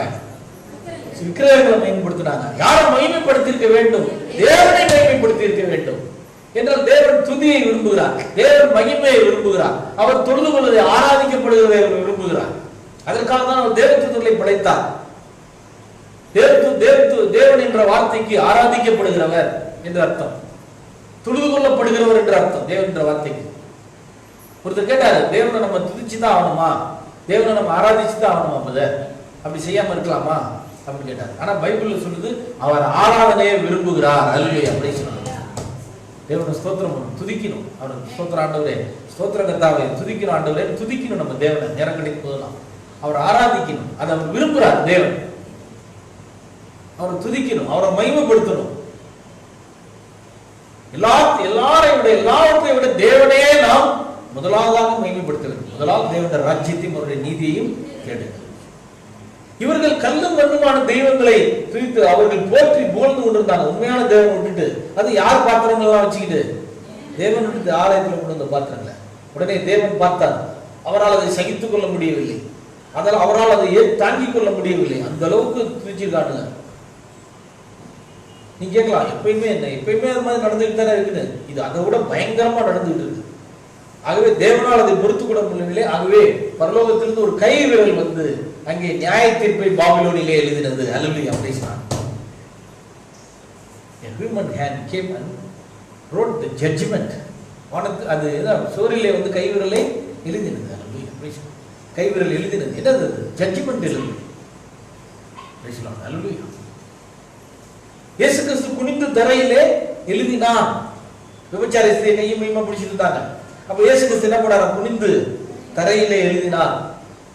ஆனா அது அழிஞ்சிருச்சு. அந்த எழுத்து என்ன ஆயிடுச்சு? அது அழிஞ்சிருச்சு. மணல்ல எழுதுனா நிக்குமா? இல்ல. அவர் என்ன எழுதியிருப்பார்? இயேசு குனிந்து he wrote the judgment. ஹalleluya. அவர் அங்க எதை எழுதினார்? அவருங்க நியாயத்தீர்ப்பு எழுதினார். நியாயத்தீர்ப்பு எழுதினார். ஹalleluya, praise the Lord. ஸ்தோத்திரம். அதுபோல நீங்க தீர்க்கதரிசி கேட்கிறார், இன்றைக்கு அக்கினி ஸ்தம்பம் எதை குறிக்கிறது? இன்னைக்கு அது ஜட்ஜ்மெண்ட். அது என்னது? அது நியாயத்தீர்ப்பு. இன்னைக்கு சோரியில கையெழுத்து வந்து எழுதினது 7 சபை காலங்கள் படம். 7 சபை காலங்கள் அந்த படத்தை தீர்க்கதரிசி போர்டுல வரைய வரும்போது சோரியிலே வந்து பரிசுத்த ஆவியானவர் எழுதினார் அப்படின்றார். ஹalleluya, praise the Lord. சோரில பரிசுத்த ஆவி எழுதினார். அது என்னது? ஜட்ஜ்மெண்ட். இப்படி சோரில தேவன் எழுதி ஜட்ஜ்மெண்ட் எழுதின தேவன் பார்த்தாரு. சோரில் எழுதுனா தெரியுமா? எல்லாருக்கும் தெரியுமா? இந்த சோரில் எழுதுனா இங்க இருக்கவங்களுக்கு மட்டும் தான் தெரியும், உலகத்துக்கே தெரியணும்னு பார்த்தாரு தேவன். அது சோர்ல சந்திரன்ல அங்கங்க எழுதணும்னா அது சந்திரன்ல எழுதினார், பார்த்தார். அந்த 7 சபை காலங்கள் படம் என்னது? சந்திரன். ஜட்ஜ்மெண்ட் சந்திரன்ல எழுதினார், சர்ச்சில் எழுதினார். இப்ப கடைசியா தேவன் பார்த்தார், முழு உலகத்துக்கே தெரியுமா எழுதினோம்னு சொல்லி அவர் வானத்திலே எழுதி விட்டார். ஹalleluya. He wrote the judgment in the cloud. வானத்துல எழுதினார். இந்த மேகம் என்ன? What is this mysterious cloud? இந்த விசித்திரமான மேகம் என்ன? The judgment wrote in the sky. நியாயத்தீர்ப்பு வானத்திலே எழுதப்பட்டுருச்சு. ஜட்ஜ்மெண்ட் அடையாளம் என்னது? 7 தூதர்கள் இறங்கி வந்தது என்னது? Sign of the judgment. That is the sign of the judgment. The 7 angels formed a wing of Jesus. The head of Jesus, white wing, is the jury, judge. வெள்ளை தலைமை என்பது நியாயத்தீர்ப்பு, ஜட்ஜ்மெண்ட். அதனால இங்கே வானத்துல தேவன் பேர் எழுதிட்டாரு, ஜட்ஜ்மெண்ட் எழுதிட்டார் உலகத்துக்கு. 7 முத்திரை செய்தி மனவாட்டிக்கு கிருபை, மனவாட்டிக்கு இரக்கமாய் இருக்கிறது. ஆனால் உலகத்துக்கு ஒரு நியாயத்தீர்ப்பாய் இருக்கிறது. Let us magnify our Lord. நம்முடைய தேவனை நாம் மகிமைப்படுத்த வேண்டும். We should give glory to our Lord only. Hallelujah. நம்முடைய கர்த்தருக்கு மட்டுமே நம்ம என்ன செய்யணும்? நம்முடைய மகிமையை செலுத்த. Next. அன்றைக்கு என்ன what happened after that? அதற்கு பிறகு என்ன நடந்தது? அங்கே தானியேல் தீர்க்கதரிசி வந்து அதற்கு அர்த்தம் சொன்னார். அந்த கையெழுத்துக்கு அர்த்தமே தெரியல. அது பூமியில எந்த மனித பாஷை இல்லைன்றார் தீர்க்கதரிசி. அது பூமியில எந்த மனித பாஷையா இருந்தால் அங்க இருந்த பெரிய சாஸ்திரிகள் யாராவது ஒருத்தர் படித்து விளக்க சொல்லியிருப்பார்கள். அது பரலோக பாஷை அப்படின்றார். That is the heavenly language. So nobody knew that. அதனால யாரும் அதை அறியவில்லை. ஆனால் தானியேல் வந்தார், அவர் வந்து அந்த எழுத்துக்களுக்கு அர்த்தம் சொன்னார். என்னன்னா ஜட்ஜ்மெண்ட் வந்துச்சு. பாபிலோன் மேல என்ன வந்துச்சு? ஜட்ஜ்மெண்ட் வந்துச்சு. அன்று ராத்திரியிலே இந்த ராஜ்யம் அழிந்தது. அவ்வளவு சீக்கிரமா ஜட்ஜ்மெண்ட் ப்ராஃபஸி ஃபுல்ஃபில் ஆகுறது ரொம்ப ஆச்சரியமா இருக்கு. நம்ம கூட ப்ராஃபஸினா ரொம்ப 100 வருஷம் 200 வருஷம் ஆகும் நினைச்சிட்டு இருக்கோம். சில விஷயங்கள் அப்படி ஆகும், ஆனா சில விஷயங்கள் அப்பயே நடக்கும். பாருங்க, அன்னைக்கு நைட்டே என்ன ஆயிடுச்சா? பாபிலோன் ராஜ்யம் அழிஞ்சு போச்சு. So judgment wrote on America. Prophet சொன்னார், judgment wrote on America. அமெரிக்காவின் மேல் நியாயத்தீர்ப்பு எழுதப்பட்டு விட்டது. ஒரு நாள் அமெரிக்கா அழிக்கப்படும் என்று சொல்லி உலகத்தின் மேல் நியாயத்தீர்ப்பு எழுதப்பட்டது, சபையின் மேல் நியாயத்தீர்ப்பு எழுதப்பட்டது, சந்திரன் மேல் நியாயத்தீர்ப்பு எழுதப்பட்டு விட்டது. அதனால இந்த செய்தி என்னது, ஒரு பக்கம் ஜட்ஜ் பண்ணிடுது. ஏன்னா மக்கள் தேவனை, உலக மக்கள் தேவனை மகிமைப்படுத்தாமல், தேவனுக்கு துதியை மகிமையை கொடுக்காமல் விஞ்ஞானத்தையும் உலக மனிதர்களையும் ஸ்தாபனத்தை மகிமைப்படுத்தி கொண்டிருக்கிறார். நெக்ஸ்ட் அடுத்து நாம் பார்க்கக்கூடிய காலங்களிலே பார்க்கிறோம். இது this is the Titanic ship. இது டைட்டானிக் கப்பல். இந்த டைட்டானிக் கப்பலை பற்றிய சுவாரஸ்யமான கதையை தீர்க்கதரிசி சொல்கிறார். 1900 ஆண்டு 19ஆம் நூற்றாண்டிலே இங்கிலாந்து நாட்டிலே உருவாக்கப்பட்ட கப்பல். அன்றைய உலகத்தில் அதுதான் பிரபலமான கப்பல், மிகப்பெரிய கப்பல், சகல வசதிகளும் உள்ள சிறந்த கப்பல். உலகத்தில் அது மாதிரி கப்பல் ஒரு இன்னைக்கு இருக்கலாம், ஆனா அன்னைக்கு இல்லை. அந்த டைட்டானிக் கப்பலை அவர்கள் உருவாக்கினார்கள். இது மனிதன் உருவாக்கினது. இது நோவாவுடைய வேலை. இது தேவன் சொல்ல தீர்க்கதரிசி உருவாக்கினது, தேவனுடைய வார்த்தையினால் உருவாக்கினது. டைட்டானிக் கப்பல் ஏன் முழுகினது? அது முழுகிற்கான காரணம் என்ன? உலகம் சொல்கிறது ஒரு பெரிய பனிப்பாறை அதன் மேல் மோதி விட்டது என்று சொல்லி. ஆனால் வேறு காரணங்கள் இருக்கிறது. ஆனால் அது காரணமானது வேறு என்றால், மனிதர்கள் தேவனை மகிமைப்படுத்தாமல் மனிதரை மகிமைப்படுத்தி விட்டார்கள். பாபேல் கோபுரத்தில் என்ன நடந்துச்சோ அதுதான் எங்க நினைச்சு டைட்டானிக். நமக்கு பேருண்டாக பண்ணுவோம், நமக்கு பேருண்டாக பண்ணுவோம். மனிதனுடைய தர அறிவு எப்படிப்பட்டது அப்படின்னு சொல்லி மனித அறிவை புகழ்ந்தார்கள். நம்ம தீர்க்க சொல்றாரு, அந்த உயிர் காப்பாற்றும் படகு லைஃப் போட் அதை வைக்கலான்னு சொன்னபோது வேணான்ட்டாங்க. அப்படி ஏன்னா கடவுள் நினைச்சாலும் இந்த கப்பலை கவிக்க முடியாது. இன்ஜினியர் சொன்னாரா, டைட்டானிக் ஷிப் கட்டின இன்ஜினியர் சொன்னாரா சிரிச்சுக்கிட்டே, லைஃப் போட்டு வைங்க உள்ள. ஏன்னா அது சட்டப்படி, கப்பல் சட்டம், கடல் சட்டப்படி எல்லா கப்பல்லையும் கொஞ்சம் போட் இருக்கணும், ஏதாவது ஒரு ஆபத்து ஏற்பட்டுச்சுன்னா காப்பாத்துறதுக்கு. ஆனா இந்த டைட்டானிக் ஷிப்ல வைக்கல அவங்க. ஏன் 1-2 பேருக்கு சாஸ்திரத்தை வச்சுட்டு எல்லாம் வைக்கல? ஏன்னு கேட்ட போது இது மூழ்கவே மூழ்காது, கடவுளே நினைச்சாலும் இதை மூழ்கடிக்க முடியாதுன்னு சொல்லிட்டு போனாங்க இன்ஜினியர். இதை தேவனால் பொறுத்துக் கொள்ள முடியவில்லை. அல்லேலூயா. என் மகிமையை வேறொருவனுக்கு நான், என் மகிமை இருக்கிற எங்களுக்கு. ஆகவே அந்த ஃபர்ஸ்ட் ரைட்லே, முதல் சவாரியிலே அந்த கப்பல் மூழ்கி விட்டது. இன்றைக்கு அந்த டைட்டானிக் கப்பலை யாருமே பார்க்க முடியாது. ஏன்னா கடலின் ஆழத்துல கிடக்குது, கடற்கரையினுடைய ஆழத்துல கிடக்குது, யாரும் பார்க்க முடியாது கண்ணில். ஆனா நோவா பேழையை இன்னைக்கு எல்லாரும் போய் பார்க்கலாம். அல்லேலூயா, பிரைஸ் தி. இது அடியில கொண்டு போட்டாரு. இந்த பேழையை தேவன் அரராத் மலையின் மேல் வைத்து விட்டார். நோவா பேழை கட்டினதுல தேவனுக்கு மகிமை, ஆனா டைட்டானிக் கப்பல் கட்டினதுல மனிதனுக்கு மகிமை. மனிதனுக்கு மகிமை தேவன் தருவாரா? விட மாட்டார்.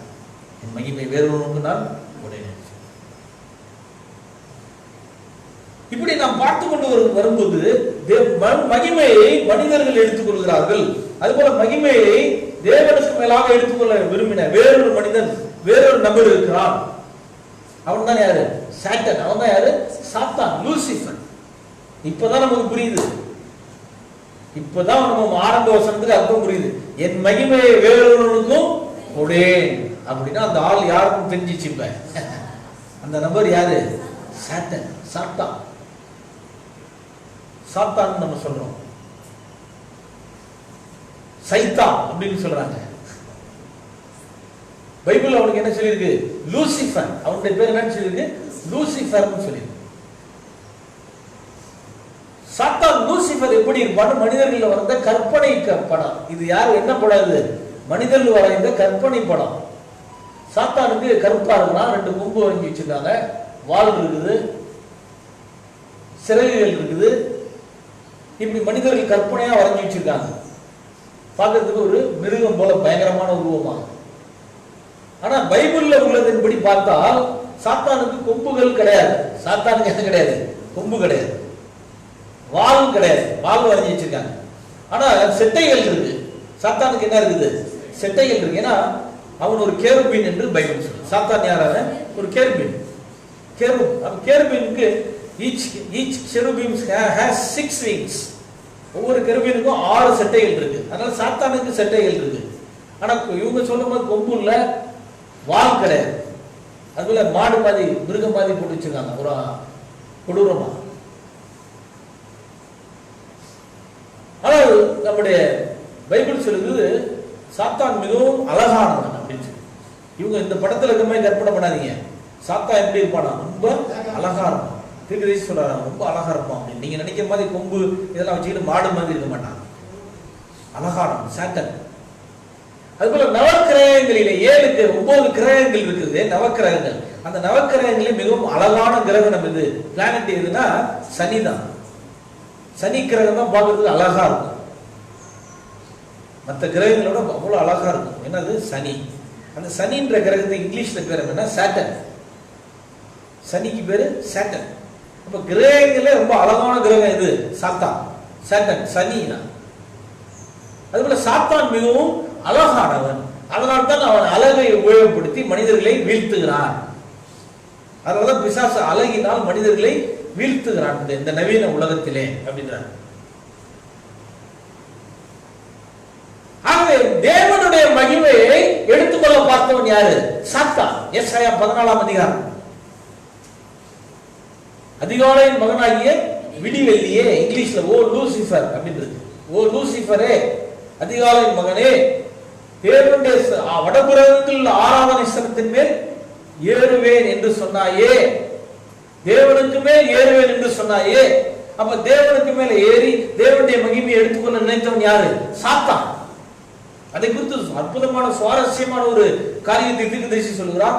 பரலோகத்திலே இந்த தீர்க்கதரிசி இன்னும் விளக்குறார், அற்புதமா விளக்குறார். தேவன் மிகாவேலுக்கு ஒரு ராஜ்யத்தை ஏற்படுத்தி கொடுத்தார் அப்படின்றார். Prophet says God made a great estate in heaven to the Michael. மிகாவேலுக்கு God made the kingdom to Michael. தேவன் மிகாவேலுக்கு ஒரு அழகான ராஜ்யத்தை பரலோகத்திலே ஏற்படுத்தினார். யாருக்கு? மிகாவேல் அப்படின்னு சொன்னார். ஆனால் லூசிஃபர் என்ன பண்ணினான்? பரலோகத்தில் தேவ தூதர்களை 3/2 பங்கு தூதர்களை பிரித்து கொண்டான். எவ்வளவு பேரை பிரிச்சு எடுத்துட்டு போயிட்டாரா? 3/2 பங்கு. 3/1 வாங்க ரொம்ப பேர். 3/1 பங்கு இல்ல 3/1 இல்ல, 3/2 பங்கு. 2/3, not 1/3, 2/3. அப்படா அதிகமான தேவ தூதர்களை யார் பக்கம் போயிட்டாங்க? லூசிஃபர் பக்கம் போயிட்டாங்க. நிறைய தேவ தூதர்கள் லூசிஃபர் பக்கம் போயிட்டாங்க. 3/2 பக்கம் போயிட்டாங்க. அப்ப ஒரு பக்கம் தான் தேவன் பக்கம் இருக்கிறாங்க. இந்த 3/2 பங்கு தூதர்கள் இவங்கெல்லாம் ஃபாலன் ஏஞ்சல்ஸ் என்று சொல்லப்படுகிறார். இவர்கள் விழுந்து போன தூதர்கள் என்று சொல்லப்படுகிறார். அப்ப அதிக கூட்டம் யார்கிட்ட இருக்குது? தேவன் இருக்கா, சாத்தான் இருக்கா? சாத்தான் தான். அது பைபிள் கூட எதை சரி. செய்தியில் ரொம்ப மக்கள் இருக்க மாட்டாங்க, செய்தியில் கொஞ்சம் பேர் தான் இருப்பாங்க. ஆனா ஸ்தாபனத்துல தான் எவ்வளவு பேர் இருப்பாங்க? நிறைய பேர் இருப்பாங்க. கேட்டுக்கு போகிற பாதை விசாலமா இருக்கிறது, அதில் செல்லுகிறவர்கள் அநேகர். நீதியின் பாதையோ குறுகமா இருக்கிறது. இயேசு கிறிஸ்து. அப்ப இது கூட ஒரு அர்த்தம் தான், இது கூட ஒரு அடையாளம் தான். ஒரு செய்தி உண்மையான செய்தின்றதுக்கு இது ஒரு அடையாளம். அதுல கொஞ்சமான பேர் தான் இருப்பாங்க. அதனால கொஞ்சமான பேர் இருக்கிறது எல்லாம் உண்மைன்னு சொல்ல முடியாது. உண்மை இல்லைன்னு எதுதான் நீங்க நிர்ணயிக்கணும். தேவனுடைய வார்த்தை சொல்ல வேண்டும். உண்மையா உண்மை இல்லையான்றது எது சொல்லணும்? வேர்ட் சொல்லணும். Word should speak that it is true or not.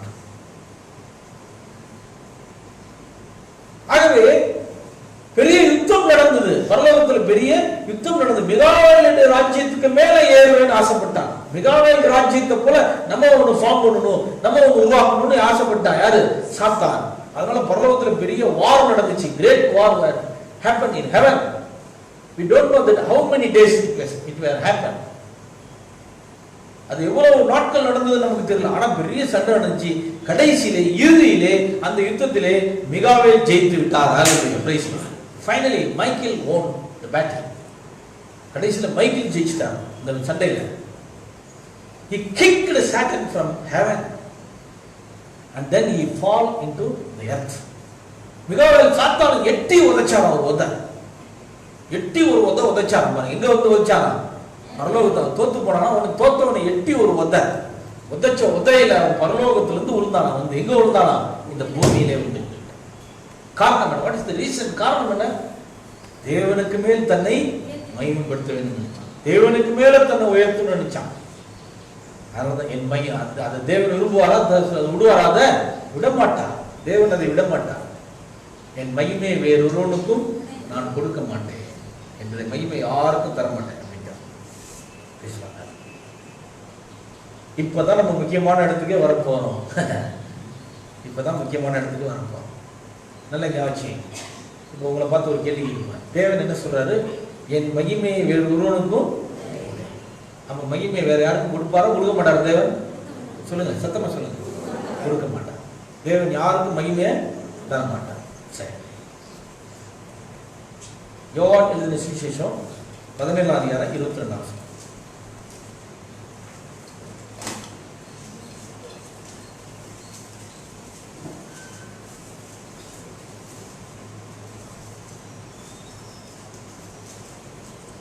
John 17:22. யோவான் 17:22.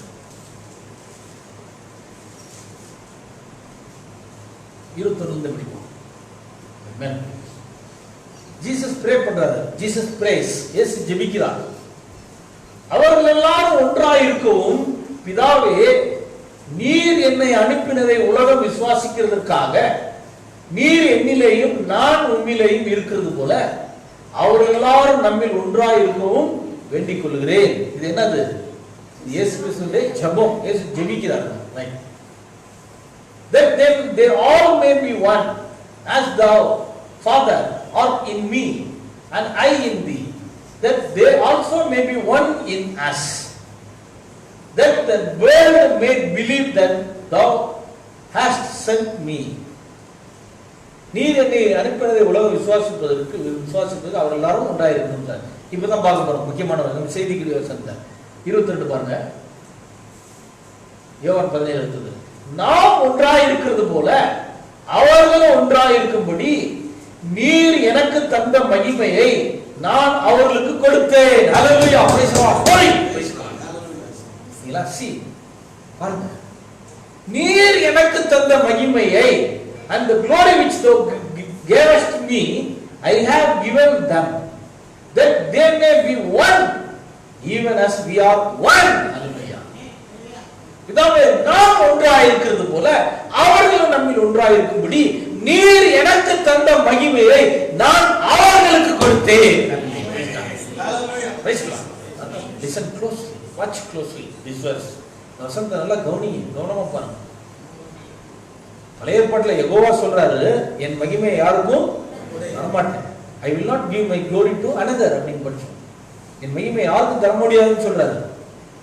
யார் சொல்றாரு? இங்க பிதா சொல்றாரு. LORD, லார்ட் போட்டு இங்கிலீஷ்ல கேபிட்டல் லெட்டர் பேர். யெகோவா சொல்றாரு, என் மகிமையை யாருக்கும் தரமாட்டேன்னு. அப்படி தரமாட்டேன்னு சொன்ன அந்த மகிமையை இயேசு கிறிஸ்து என்ன சொல்றாரு? நீர் எனக்கு தந்த மகிமையை அப்படின்றாரு. ஹல்லேலூயா. அப்ப யாருக்கும் தரமாட்டேன்னு சொல்லிட்டு யாருக்கு தராராம் மகிமையை? இயேசு கிறிஸ்துவுக்கு தராராம். சரிதானா? ஆமென். சரிதானே? சரியாதான் நான் சொல்றேன். ஆமா. இப்ப அதோட நிறுத்திக்கிட்டா கூட பரவாயில்ல, அதை தாண்டி ஒரு ஸ்டெப் போறார். சமீபத்தில் ஒரு இடத்துல ஒருத்தர் போன்ல பேசிட்டு இருந்தார். ஒரு இடத்துல நான் போனேன். அவர் பேசிட்டு இருக்கும்போது அவருக்கு சொன்னார், தேவனுடைய மகிமை யாருக்கும் தர மாட்டேன்னு சொல்லிட்டார். மகிமையெல்லாம் இயேசு கிறிஸ்து ஒருத்தருக்கு தான். மகிமையெல்லாம் இயேசு கிறிஸ்து ஒருத்தருக்கு தான். அப்புறம் போன்ல காரசாரம் பேசி முடிச்சுட்டு என்ன சொன்னார்? பிரதர், நான் பேசின கரெக்ட் தானே? நான் சொன்னது கரெக்ட் தானே சொன்னார். நான் சொன்னேன், நீங்க சொன்னது கரெக்ட், அப்சல்யூட்லி கரெக்ட். ஆனா பாதியிலே நிறுத்திக்கிட்டீங்க. நீங்க சொன்னதெல்லாம் கரெக்ட் தான், ஆனா முழுசா நீங்க வேத வசனத்தை சொல்லலையேன்னு. என்ன சொல்லணும்? மகிமை இயேசு கிறிஸ்துக்கு தான். ஆனா பைபிள் என்ன சொல்லியிருக்கு? அந்த அடுத்த அந்த மகிமை யாருக்கு தெரியுன்றாரு, அதை விட்டுட்டீங்களே அப்படின்னு. நீர் எனக்கு தந்த மகிமையை நான் அவர்களுக்கும் கொடுத்தேன். அப்ப மகிமை யாருக்கு போகுது? அடுத்து அவர்களுக்கும். them அப்படின்றது அவர்கள். who is them? அவர்கள் என்றாலே நாட் சிங்குலர். இயேசு கிறிஸ்துக்குள்ள இருந்த மகிமை இன்னும் ஒரு மனிதனுக்கு கொடுக்கவில்லை. ஹல்லேலூயா. என்ன சொல்லிருக்காரு? thou gavest me, I have given them, not singular, plural. அவர்களுக்கு கொடுத்தேன். who is them? அவர்கள் யாரு? the apostles. யார சொல்றாரு இங்க இயேசு கிறிஸ்து? அப்போஸ்தலர்கள் சொல்றாரு. அந்த அவர் கூட அப்போஸ்தலர்கள் தான் இருந்துட்டு இருக்காங்க. இயேசு இன்னொரு ஜெபிக்கிறார், பிதாவே என்னுடைய நீ தந்த இந்த வார்த்தை, என்னுடைய வார்த்தையை இவர்கள் மூலமாக விசுவாசிக்கிறவர்களுக்காகவும் வேண்டிக் கொள்கிறேன். இவர்கள் அந்த இடத்துல யார் சொல்றாரு? அப்போஸ்தலர்கள் தான் சொல்றாரு. அப்ப தேவனுடைய மகிமை இயேசு கிறிஸ்துக்குள்ள வருது, இயேசு கிறிஸ்துடைய மகிமை அப்போஸ்தலருக்குள்ள. பன்மை, புளூரல், ஒரு ஆள் கிடையாது. எல்லாருக்கும். அந்த 12 அப்போஸ்தலர்ல யார் இருக்கிறாரு? ஜான் இருக்கிறார். அந்த 12 அப்போஸ்தலர்ல யார் இருக்கிறாரு?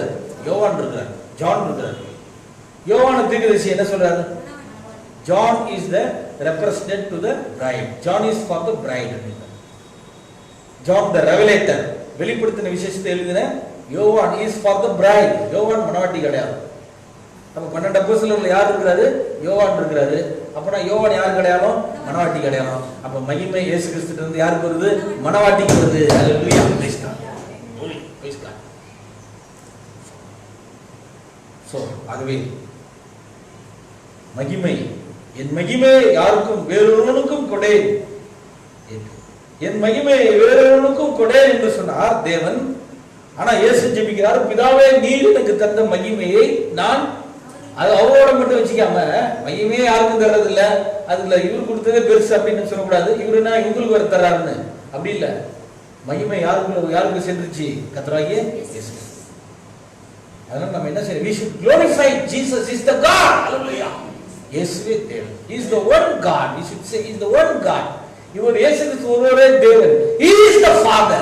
He is the Son. He is the Holy Spirit. இவரே பிதா, இவரே குமாரன், இவரே கிறிஸ்து. The one God, ஒரே தேவன். தேவன் தம்முடைய எல்லாவற்றையும் இயேசு கிறிஸ்துக்குள்ளே ஊற்றினார். தேவன் தம்முடைய எல்லாத்தையும் இயேசு கிறிஸ்துக்குள்ள ஊத்திட்டார். பழைய கதையெல்லாம் பேசக்கூடாது, புது கதை தான்.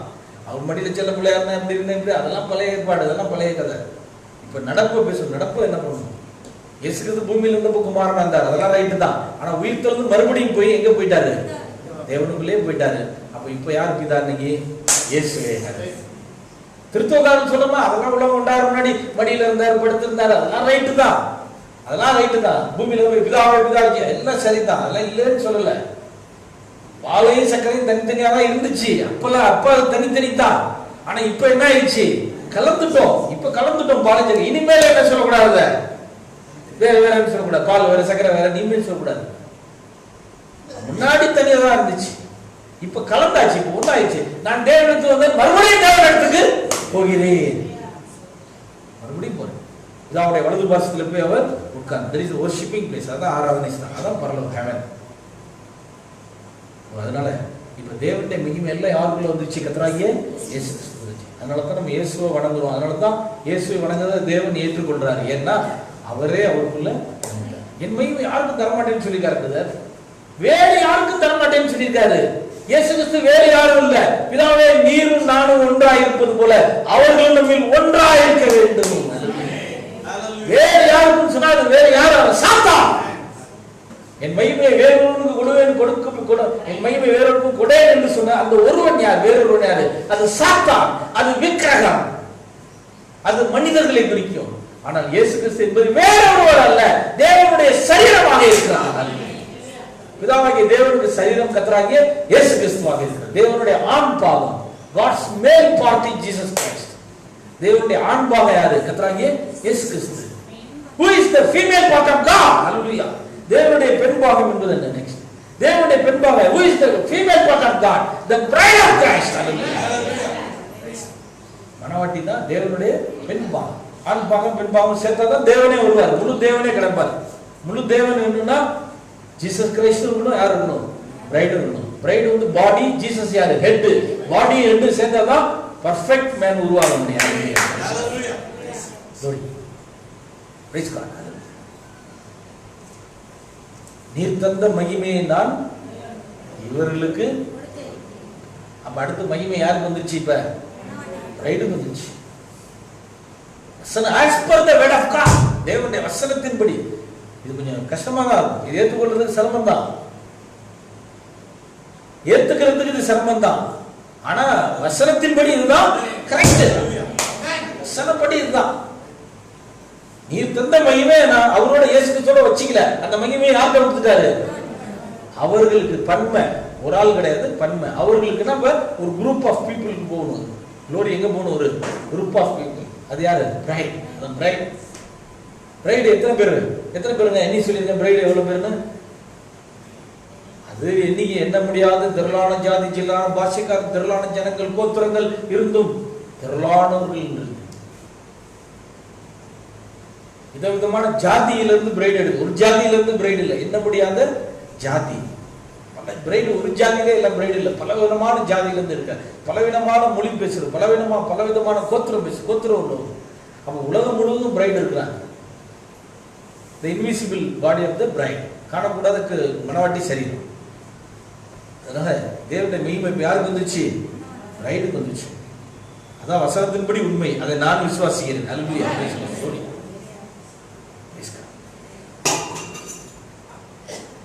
இயேசு கிறிஸ்துவுக்குள் பிதா இருந்தது போல இப்பொழுது மனவாட்டிக்குள்ள யார் இருக்கிறார்கள்? இன்னைக்கு இயேசு இருக்கிறார். இயேசு ஒதுக்கல. இயேசு ஒதுக்கிட்டு மனவாட்டி கொண்டாடுற பாரியா? இயேசு ஒதுக்கிட்டு மனவாட்டி கொண்டாடு. இயேசு கிறிஸ்து ஒதுக்கவே இல்லை. மனவாட்டிக்குள்ள இருக்கிறவர் யாரு? இயேசு தானே. ஆமா, என் பிதா எனக்குள்ள இருக்கிறார் என்று இயேசு சொன்னார். பிதா ஒதுக்கல. நம்ம இயேசு திருத்தோகாரா தான் நம்ம மேல மிஸ்டேக் சொல்றாங்க. நீங்க இயேசுவை தான் கும்பிடுறீங்க, பிதா ஒதுக்குறீங்கன்னு. இயேசுவை கும்பிட்டோம்னால ஆட்டோமேட்டிக்கா கும்பிடுறோம், நம்ம பிதாவை தான் கும்பிடுறோம். ஆனா இயேசுக்கு கும்பிடாத யாரும் கும்பிட மாட்டான், பிதாவை கும்பிட முடியாது. என்னாலே இல்லாமல் ஒருவனும் பிதாவின் இடத்தில் வர மாட்டான். அப்ப ஜீசஸ் நம்ம வணங்கணும்னாவே இயேசு கிறிஸ்துக்குள்ள யார் இருக்கிறாரு? பிதாதான். ஆட்டோமேட்டிக்கா பிதாவுக்குள்ள வழிபாடு. அதே போல பிரைடுக்குள்ள யார் இருக்கிறார்? இன்னைக்கு ஜீசஸ் தான் இருக்கிறார். அதனாலதான் மனவாட்டிக்கு ஒரு நியூ நேம் கொடுத்திருக்காரு. பிரைடுக்கு ஒரு புது நாமம், புதிய நாமம் கொடுத்துட்டாரு. என்னது? Mrs Jesus. மனவாட்டிக்கு புது நாமம் என்னது? திருமதி இயேசு, மிஸ்ஸஸ் ஜீசஸ். ஏன்னா கணவனுடைய பேர் மனைவிக்கு வரணும், அப்பா பேர் பையனுக்கு வரணும், பையன் கணவனுடைய பேர் யாருக்கு வரணும்? மனைவிக்கு வரணும். அதான் இயற்கையிலே ஒரு சட்டம். அதான் ஏற்கனவே சொல்லியிருக்கேன். ஃபெரோஸ் காந்தின்னு ஒருத்தர் இருந்தாரு. அவருடைய பையன், அந்த ஃபெரோஸ் காந்தி பையன் என்ன, அவருக்கு ஒரு பேர் வச்சாங்க. என்ன பேர் வச்சாங்க? ராஜீவ் காந்தின்னு வச்சாங்க. அப்ப இந்த காந்தின்ற பேர் அப்பாட்ட இருந்து யாருக்கு வந்துச்சு? பையனுக்கு வந்துச்சு, ஆட்டோமேட்டிக்கா வந்துச்சு. ராஜீவ் காந்தின்ற ஒரு திருமணம் பண்ணார் ஒரு அம்மாவை. அவங்க பேர் என்னது? சோனியா காந்தி. அவங்க பேர் சோனியா தான், காந்தி கிடையாது அவங்க பேரு. ஆனா அவங்க ஏன் சொல்றாங்க சோனியா காந்தின்னு ஏன் சொல்றோம்? கணவர் பேர் யாருக்கு வந்துச்சு? மனைவிக்கு. அப்பா பேர் பையனுக்கு வந்துச்சு. அப்ப கணவர் பேர் யாருக்கு வந்துச்சு? மனைவிக்கு வந்துச்சு. அதுபோல தேவனுடைய நாமம் இயேசு கிறிஸ்துக்குள் வந்தது. இயேசு கிறிஸ்து நாமம் மனவாட்டிக்குள்ளே வந்துவிட்டது. இது உதாரணங்கள், இயற்கை அடிப்படையில் எல்லாம் கரெக்டா இருக்கு. எல்லாத்துலயும் அது சரியா பொருந்தது, மிக கரெக்டா.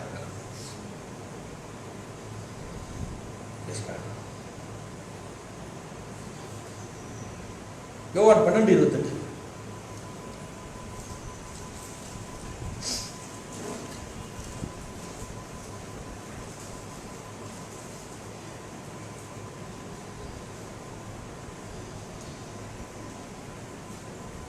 ரைட், 27 படிப்போம். இப்பொழுது என் ஆத்துமா கலங்குகிறது, நான் என்ன சொல்லுவேன்? பிதாவே, இந்த வேலை இன்று என்னை ரட்சியும் என்று சொல்லுவேனோ? ஆகிலும் இதற்காகவே இந்த வேலைக்குள் வந்தேன். இப்போ 28 பாருங்க. பிதாவே, உமது நாமத்தை மகிமைப்படுத்தும் என்றேன். அப்பொழுது மகிமைப்படுத்தினேன், இன்னும் மகிமைப்படுத்துவேன் என்கிற சத்தம் வானத்திலிருந்து உண்டாயிற்று. ஒரு சத்தம் வானத்திலிருந்து, sound came from heaven and saying, I glorified and I will glorify once more. Father, glorify thy name. Jesus சொல்றார், பிதாவின் நாமத்தை மகிமைப்படுத்தும். பிதாவுடைய நாமத்தை எப்படி மகிமைப்படுத்துவாரு? என்ன பேரை சொல்லி மகிமைப்படுத்துவாரு?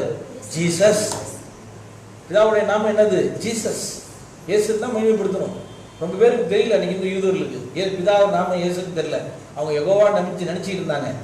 ஆனா தேவன் தம்முடைய நாமத்தை மாற்றி கொண்டார். God changed his name. தேவன் பேரை மாத்திட்டார்.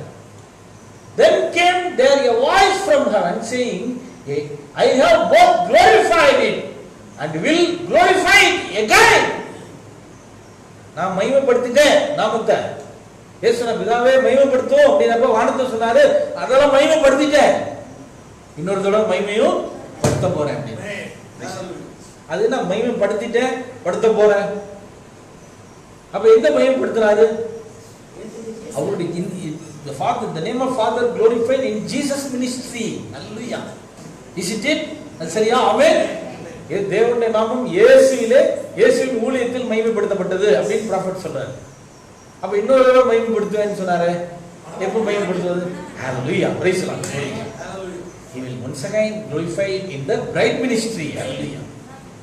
மனவாட்டி ஊழியத்தில் அதை மகிமைப்படுத்துவேன். அப்ப என்னாச்சா எப்படி அந்த மேம்படுத்தா இருப்பாங்க 29. அங்கே நின்று கொண்டிருந்து அதை கேட்ட ஜனங்கள் இடிமுழக்கம் உண்டாயிற்று என்றார்கள். வேறு சிலர் தேவதூதன் அவரோடு பேசினான் என்றார்கள். The people therefore that stood by and heard it said that it thundered. Others said an angel spoke to him. அங்க நின்னுட்டு இருந்தவங்களுக்கு அந்த சத்தம் எப்படி கேட்டுச்சா? அது தண்டர், இடி முழக்கமா கேட்டுச்சான். இடி முழக்கம் இயேசு கிறிஸ்துக்கு மட்டும்தான் அது சத்தமா கேட்டுச்சு, மற்றவங்களுக்குலாம் தண்டர், இடி முழக்கமா கேட்டுச்சு. 7 seats தந்தது சன்செட் மலையில என்ன நடந்துச்சு ஞாபகம் இருக்கா உங்களுக்கு? ஹalleluya. What happened in the sunset mount? இந்த சன்செட் மலையில என்ன நடந்தது? the seven angels came. 7 தூதர் வந்தபோது there was a great blast. Amen. Hallelujah. In heaven. பெரிய இடி சத்தம் உண்டானது. Hallelujah. Praise God. பெரிய இடி. The thunder, a thunder. ஒரு பெரிய இடி சத்தத்தை நான் கேட்டேன் என்ற ப்ராஃபட். கவனியுங்கள், மறந்துடாதீங்க. ப்ராஃபட் சொல்றாரு, இந்த மறந்துடாதீங்க, கவனிச்சீங்க. ஒரு பெரிய இடி சத்தம் கேட்டுச்சுன்னா தண்டர் கேட்டுச்சு. ஒரு இடி சத்தம்னா என்ன? தண்டர்னா என்ன? அது God is speaking. இடி முழக்கம் உண்டாச்சுன்னா என்ன? தேவன் பேசுறாரு. அப்ப ஏழுமுத்திரை திறந்தது யார் பேசினது? அது God spoke with his people. தேவன் ஜனங்களோடு பேசினார். இடி முழக்கம். அவர் நாம மறுபடியும் பிரைட்ல என்ன ஆகுது? இன்னைக்கு பயன்படுச்சு. அப்ப கல்லெல்லாம் அந்த மேரேஜ் அண்ட் டைவர்ஸ் பேசும்போது, வாகத்தை பேசும்போது அக்கினி சமம் ஏறி இறங்கி இருந்துச்சு, ஏறி இறங்கிட்டு இருந்துச்சு. அது ஸ்கூல்ல இருக்கிற பிள்ளைங்க எல்லாம் பார்த்தாங்க. ஹalleluya. இஸ்ரவேல் ஜனங்க எப்படி அங்க அக்கினி சமத்தை பார்த்தாங்களோ, ஸ்கூல்ல படிச்சுட்டு இருக்கிற பிள்ளைங்க எல்லாம் பார்த்தாங்க. டீச்சர் வந்து வெளியே கொண்டு வந்து காட்டுறாங்க. ஹalleluya. பேசலாம். டீச்சர் சொல்றாங்க, பாருங்க அக்கினி சமம் ஏறி இறங்கிட்டு இருக்குது. அப்ப பிள்ளைங்களுக்கு சொல்லி தராங்க, பிராணம் இருக்கிறாங்க அப்படின்னு. ஹalleluya. பேசலாம். ராஃபேல் ஏறி இறங்கிச்சுன்னா என்ன அர்த்தம்? பிராணம் இஸ் தேர் அப்படின்னு. பிராணம் அங்க இருக்கிறாரு. பாறைகள் வெடித்து சிதறியது. பாறைகள் என்னாச்சான்? வெடிச்சு சிதறி எல்லா பாறையும் எப்படி, எல்லா கல்லு துண்டு எப்படி இருந்துச்சான்? Angle, triangle shaped stones first. எல்லா கல்லும் முக்கோணமா இருந்துச்சான். இது எப்படி? இன்னைக்கு தான் பேசணும். அதிசயங்களை செய்கிறவர் நம்மோடு இருக்கிறார். பாட்டு பாடணும்ல, இது பெரிய அதிசயம். பெரிய அதிசயம். கட்டணம் கட்டணும் பாருங்க, முக்கால் ஜெல்லி, 1.5 ஜெல்லி எல்லாம் வாங்கியிருக்காங்க. அந்த கல்லெல்லாம் பாருங்க, எல்லாம் சதுரமா இருக்கா, எல்லாம் வட்டமா இருக்கா, எல்லாம் நீளமா இருக்கா, ரெகுலர் ஷேப் ஸ்டோன். ஒவ்வொரு கல்லும் ஒவ்வொரு விதமா இருக்கும். அப்படிதான் வரும். ஒரு வெடி வெடிச்சுச்சுன்னா எல்லாம் அப்படிதான் விழுவும். ஆனா இந்த கல் எப்படி விழுந்திருக்கு? எல்லாமே ட்ரையாங்கிள் ஷேப்டு, முக்கோணமா இருக்கு. என்ன சொல்லுது? Nature witnesses. அதுல இயற்கை சாட்சி சொல்லுது. தலைக்கல் வந்திருக்கு, இயற்கை சொல்லுது, இயற்கை சாட்சி சொல்லுது. இதுவரைக்கும் உலகம் உண்டான போது நடந்திருக்கா? கிரேட் ஒண்டர், அதிசயம், மிகப்பெரிய அதிசயம். All the stones were not cut off by a man's hand. Hallelujah. அந்த கற்கள் எல்லாம் கைகளால் பெயர்க்கப்படாத கல். அது யாராவது கையில உடைச்சு முக்கோணம் போட்டாங்களா? இல்ல, தானா வெடிச்சு. அப்ப அது என்ன கல்? அது கைகளால் பெயர்க்கப்படாத கல். டேனியல் பார்த்த அந்த கல் வந்திருக்கிறது என்பதற்கு அடையாளமாக இருக்கிறது. டேனியல் பார்த்தார் அந்த கல்லை தான். கைகளால் பெயர்க்கப்படாத கல் பரலோகத்திலிருந்து வந்தது. அந்த கல் வந்திருக்குன்றது நேச்சர் என்ன பண்ணுது? இங்க விட்னஸ் பண்ணுது. இது ஒரு வேர்ல்டு ஒண்டர். இன்னைக்கு நடந்த பெரிய அதிசயம். அதிசயங்களை செய்கிற தேவன் இதையும் செஞ்சிருக்கிறார். ஹalleluya. praise God.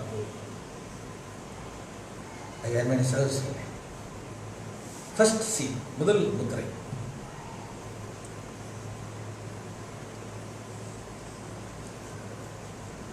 பேரா நம்பர் 144, 144. முதல் முத்திரையிலே 144வது பேரா.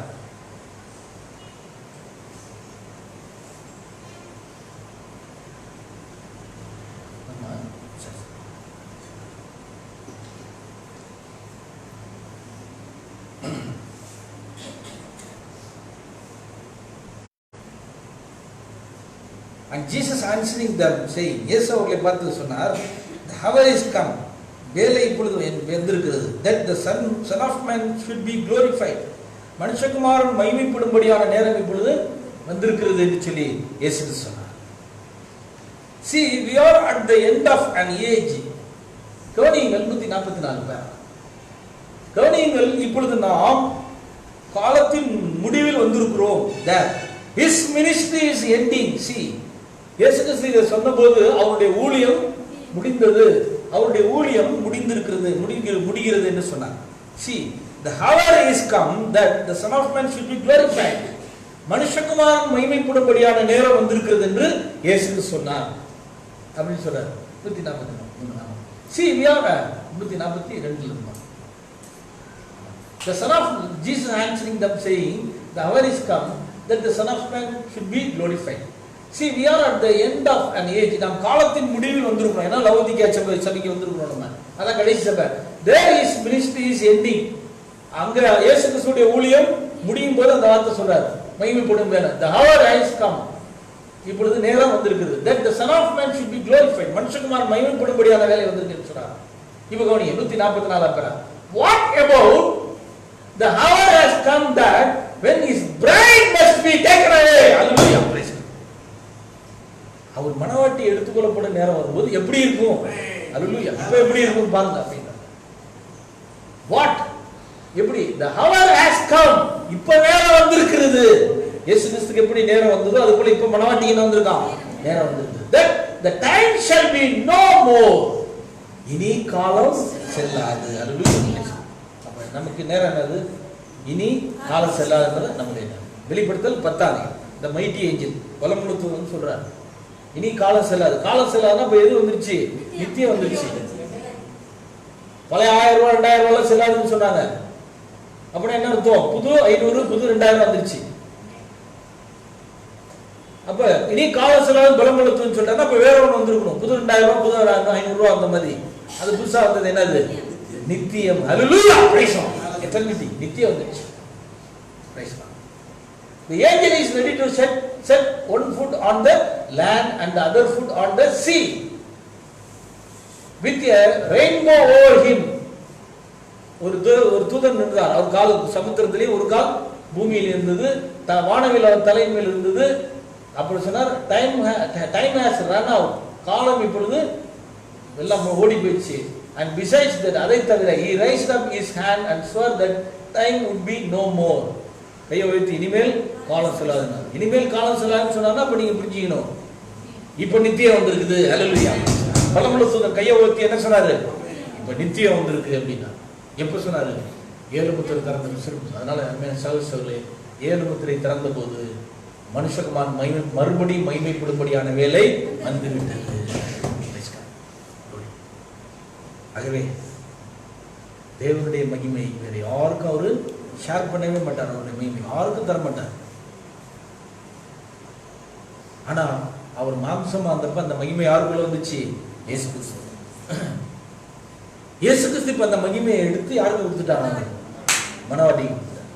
அப்ப இதுல என்ன தெரியுதுன்னா, தேவனுடைய மகிமையை தருவாரு. தேவன் அவருடைய மகிமையை தருவாரு. God will give his glory to us, but we should not take it. அத நம்ம என்ன செய்யக்கூடாது? எடுக்க கூடாது. but he will give that to whomsoever he want to give it. மகிமையை அவர் தருவாரு. அவர் யாருக்கு விருப்பமா இருக்கோ அவங்களுக்கு தான் தருவாரு. நம்ம கிட்ட தர மாட்டாரு. நம்மளா போய் அதை என்ன செய்யக்கூடாது? எடுக்கவும் கூடாது. அதைத்தான் யார் செய்ய பார்த்தான்? பிசாசு செய்ய பார்த்தான். அவர் மணவாட்டிக்கு வச்சிருந்த மகிமையை, மிகாவேலுக்கு வச்சிருந்த மகிமையை, அதுக்கப்புறம் மணவாட்டிக்கு தர வச்சிருந்த மகிமையை யாரு போய் எடுக்க பார்த்தான்? சாத்தான் எடுக்க பார்த்தான். நீ எடுக்க பார்த்தா உனக்கு கிடையாது. எனக்கு யாரு பிரியமா இருக்கும்? தேவன் யாருக்கு தருவார்? அவருடைய சொந்த சரீரத்துக்கு தருவார். தேவன் யாருக்கு தருவாரு? சொந்த சரீரம். தகப்பன் இறந்து பெரிய பிசினஸ் பண்றாரு. தகப்பன் இறந்துட்டாருன்னா அதெல்லாம் யாருக்கு சேரும்? மனைவி பையனுக்கு. பையன் போய் பிசினஸ் பார்க்க, கடையில் போய் உட்காந்து பிசினஸ் பார்க்கலாம், அவருக்கு சொந்தமாயிரும். ஆவியாகிய தேவனிலிருந்து சரீரமாக இயேசு கிறிஸ்து வந்துச்சு. சரீரமாக இயேசு கிறிஸ்து வந்து அவருடைய மனவாட்டிக்குள்ள இன்னைக்கு மகிமை வந்துச்சு. நம்ம எதுவுமே நம்ம ஒண்ணுமே ஆசைப்படலை. அதுதான் தேவ கிருபை. பிரைட் அதுக்கு ஆசைப்படவே இல்லை. மனவாட்டி அதுக்கு ஆசைப்படவே இல்லை. ஏன்னா முதல்ல அவளுக்கு அதுக்கு தகுதியே இல்லை. தகுதியே இல்லையே. தகுதி இருந்தாலே ஆசைப்படணும். நமக்கு தகுதியே. ஆனால் தகுதி இல்லாத மனவாட்டிக்கு தான் அவர் தருகிறார். தகுதி இல்லை. வா மகன் சொல்றதுக்கு எனக்கு என்ன இல்லப்பா, பாத்திரம் இல்லை. பாத்திரம் மகன்றதுக்கு எனக்கு தகுதி இல்லைப்பா, அந்த தகுதியை நான் இழந்துட்டேன், நல்ல வேலைக்காரனா சேர்த்துக்கேன், என்னை என்ன செய்யுங்க. தகப்பன் அவனை பார்த்து சொன்னாரு, ஏய் நீ தகுதியை இழந்துட்ட, நீ என் மகன்ற தகுதியை நீ என்ன செஞ்சுட்ட, அது இழந்துட்டதான். ஆனா உனக்கு இருக்கிற புத்திரசீவார்த்தை நீ இழக்கவே இல்லடா. அடாப்ஷனை நீ என்ன செய்யல, இழக்கல. அடாப்ஷனை இழந்தாதான் உனக்கு அது கிடையாது. தகுதி ஒருத்தி எல்லாம் இழந்துட்ட, ஒர்க்னஸ்லாம் உனக்கு இருக்கிற ஃபிட்னஸ்லாம் ஒன்றும் இல்லை, அதெல்லாம் எல்லாம் தோத்து போயிட்ட, ரைட்டு தான். ஆனால் என் மனசுல இன்னும் உனக்கு புத்திரசீவாரம் இன்னும் என்ன செஞ்சிருக்கேன், வச்சிருக்கேன். அதனால நம்ம சாத்தானை ஜெயிக்கல, நம்ம சாத்தானை ஜெயிக்க முடியாது, நம்ம பரிபூர்ணம் அடைய முடியாது, எதுவுமே நம்மளால செய்ய முடியாது. என் அனுபவத்தி நம்ம தகுதி இல்லாத. அவ்வளவு பரிசுத்தமா வந்து தீர்க்கதரிசி பிரானம் என்ன சொல்றாரு, ஐ ஆம் லைக் தட் பரபாஸ் அப்படின்னாரு. சரி, அந்த பரபாஸை போல நானும் ஐ ஆம் தட் பரபாஸ், சாரி இப்படிதான் சொல்றாரு. பரபாஸ் கதையை சொல்லிட்டு சொல்றாரு, இயேசு சாக வேண்டிய இடத்துல இவன் சாக வேண்டிய இடத்துல யார் செத்துட்டான், பரபாஸ் சாக வேண்டிய இடத்துல அந்த இடத்துல யார் செத்துட்டாரு, இயேசு செத்துட்டார். அவனுக்காக தன்னுடைய ஜீவனை கொடுத்தார் அப்படின்னு சொல்லிட்டாரு. நான் அந்த பரபாஸ், நான் தான் அந்த பரபாஸ், என்னுடைய பாவங்களை இயேசு கிறிஸ்து. அப்புறம் சொல்றாரு, அந்த வலது பக்கத்து கல்லணை போல அந்த இடத்துல என்னையை வச்சுக்கிறதுக்கு நான் விரும்புறேன். பிரைடுக்கு என்ன இல்லை, தகுதி எங்க முக்கியம். வாழ பிரயாசம் பண்ணணும், வாழணும், அதுக்காக என்ன வேணும் செய்யுங்கன்னு சொல்ல முடியாது. அப்படி சொல்ல பைபிள்ல ஒரு மனுஷனும் வாழணும், முயற்சிக்கணும், தவறுகளுக்கு வருந்தணும், ட்ரை பண்ணணும். ஆனா முழு தகுதியை யார் தான் தர முடியும், தேவன் தான் தரணும். நம்ம எதுவுமே செய்ய, நமக்காக யார் செஞ்சிருக்கிறார், எல்லாமே வந்து அவர் தந்திருக்கிறார் அந்த மகிமையை. அந்த மகிமையை நம்ம கேட்கல, நம்ம கேட்டா கிடைக்காது. அவருடைய சரீரமா மனவாட்டி இருக்கிறார் மகிமை. கடைசி அவர் கதையை சொல்லி முடிச்சார். உலகத்துல பெரிய பிரபலமான குத்து சண்டை வீரர் இருந்தார், பெரிய பிரபலமான குத்து சண்டை வீரர், அமெரிக்காவில் வாழ்ந்தார். உண்மைக்கு பயங்கரமான எத்தனையோ $1 மில்லியன் பரிசு. உலகத்திலே அது மாதிரி ஒரு பெரிய போட்டியே நடந்ததில்லை. அவ்வளவு பெரிய அந்த போட்டிக்கு அவரை அழைத்தார்கள்.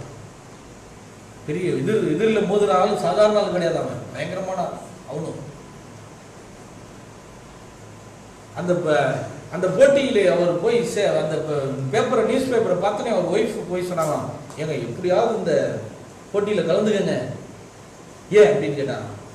அவ்வளோ பிரைஸ், அவ்வளோ பணம் கிடைக்குதுங்க, இதுல நமக்கு என்ன கிடைக்குது, அவ்வளோ பணம் கிடைக்குது, இவ்வளோ பணம் எனக்கு கிடைச்சிச்சுன்னா எவ்வளோ சந்தோஷம் தெரியுங்களா, எனக்கு அவ்வளோ எனக்கு கிடைச்சிடா அப்படின்னு. அப்போ ஒரு ஒய்ஃபை பார்த்து சொன்னா, அப்படின்னா நீ போய் சண்டை போடு அப்படின்னா, உனக்கு பணம் வேணும் தானே, இவ்வளவு கோடி பணம் வேணும் தானே, கோடியா 200 கோடி இருக்கும் போல இருக்கு மதிப்பு அந்த பிரைஸ். அப்படின்னா நீ போய் அவனோட சண்டை போடு. ஐயோ என்னையாரெல்லாம் போய் அவனோட சண்டை போட்டா எலும்பெல்லாம் உடைச்சு வாங்க, இவ்வளவு பெரிய நீங்களே ஜெயிக்க முடியுமானது கஷ்டமா இருக்கும் போது சிரிச்சுக்கிட்டே போயிட்டாராம். போயிட்டு மனைவிக்கு தெரியாமலே என்ன பண்ணாராம், போய் எதுக்கு சைன் பண்ணாராம், போட்டிக்கு சைன் பண்ணிட்டு தூக்கம் போச்சு, அவர் சாப்பாடு போச்சு, அவருடைய எல்லா இதையும் அவர் பொழுதுபோக்கு எல்லாத்தையும் விட்டுட்டு எப்போ பார்த்தாலும் அந்த பயிற்சி நடுராத்திரில எழுந்திரிச்சு பயிற்சி பண்ணிட்டு இருப்பாராம். தூக்கம் போயிடுச்சு, அது போயிடுச்சு, இது போயிடுச்சு, கடுமையான பயிற்சி, எல்லா சங்கங்களையும் எழுந்து கடுமையா பயிற்சி பண்ணி சண்டையில் போய் அந்த சண்டையில் கடுமையாக போட்டி நடந்தது. கடும் போட்டி, கடு சவால்களுக்கு மத்தியிலே கடைசியில் அவனை வெற்றி பெற்று விட்டார். கடைசியில் அவன் என்ன செஞ்சாரா, ஜெயிச்சிட்டான். கோடியான ரூபாய் மதிப்புல செக் அவர் கையில கொடுத்துட்டாங்க. இந்த செக்கை வாங்கிட்டாராம். ஒரே பாராட்டு, ஒரே பெருமை. எல்லாம் முடிச்சுட்டு வீட்டுக்கு வந்தாங்க. நேரம் வீட்டுக்கு வந்தோடையும் நேரம் போனாராம் ஒய்ஃப்ட. நம்ம செக் அப்படி கையில கொடுத்தா, நீ கேட்ட செக் தான் வச்சுக்க, நீ கேட்ட 200 கோடிக்கணக்கான ரூபாய் சொத்து மதிப்புள்ள இந்த செக் தான் வச்சுக்க அப்படின்னா. இதைதாங்க இயேசு கிறிஸ்து மனவாட்டிக்கு செய்யற. கஷ்டப்பட்ட சாத்தானை அவர் ஜெயித்து போட்டியிட்டு அவனை வென்று ஜெயித்து அந்த மகிமை எல்லாம் அவர் கஷ்டப்பட்டு வாங்கி நம்ம எந்த கஷ்டமும் படல, எதுவும் சரி ஏதோ கொஞ்சம் படுறோம் கிறிஸ்துவுக்காக. ஆனா அப்படிப்பட்ட கஷ்டங்கள் இல்லை. அவ்வளவு மகிமையை கொண்டாந்து யார்கிட்ட கொடுத்துட்டாரு, கடைசியில் அவரு மனைவிட்ட கொடுத்துட்டாரு. மற்றவங்கள்ட்ட கொடுப்பாரா, இல்ல என் மகிமையை வேறொருக்கும் எங்க போட்டியில கஷ்டப்பட்டது நீங்க தானாங்க, சண்டைப்பட்டது நீங்க தானாங்க, நீங்க வச்சுக்கங்க இதை. இல்ல என் மனைவி கொடுத்தாங்க. ஏன் மனைவி கொடுக்குறீங்க, அவ என்னுடைய சரீரம். அதுபோல நாம் தேவனுடைய சரீரமாய் மகிமை இந்த கடைசி நாளிலே இறங்கி வந்தது. சில வசனங்களை வாசித்து யாத்ராகமம் 16 அதிகாரம் 10 வசனம் 10.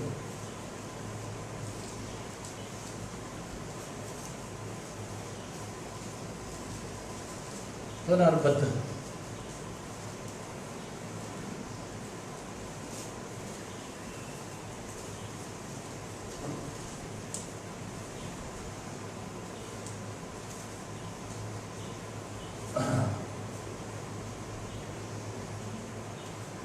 இருபத்தி 17 யாத்திராகமம் 24:17.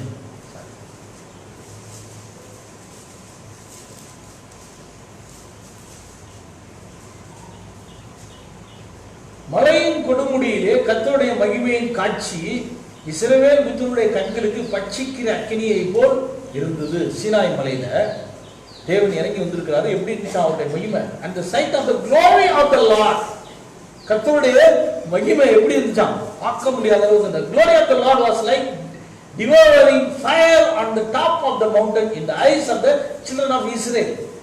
இஸ்ரேல் மக்களுடைய கண்களுக்கு அப்படியே அந்த அக்கினி பட்சிக்கிற மாதிரி இருந்துச்சாம் மலையில.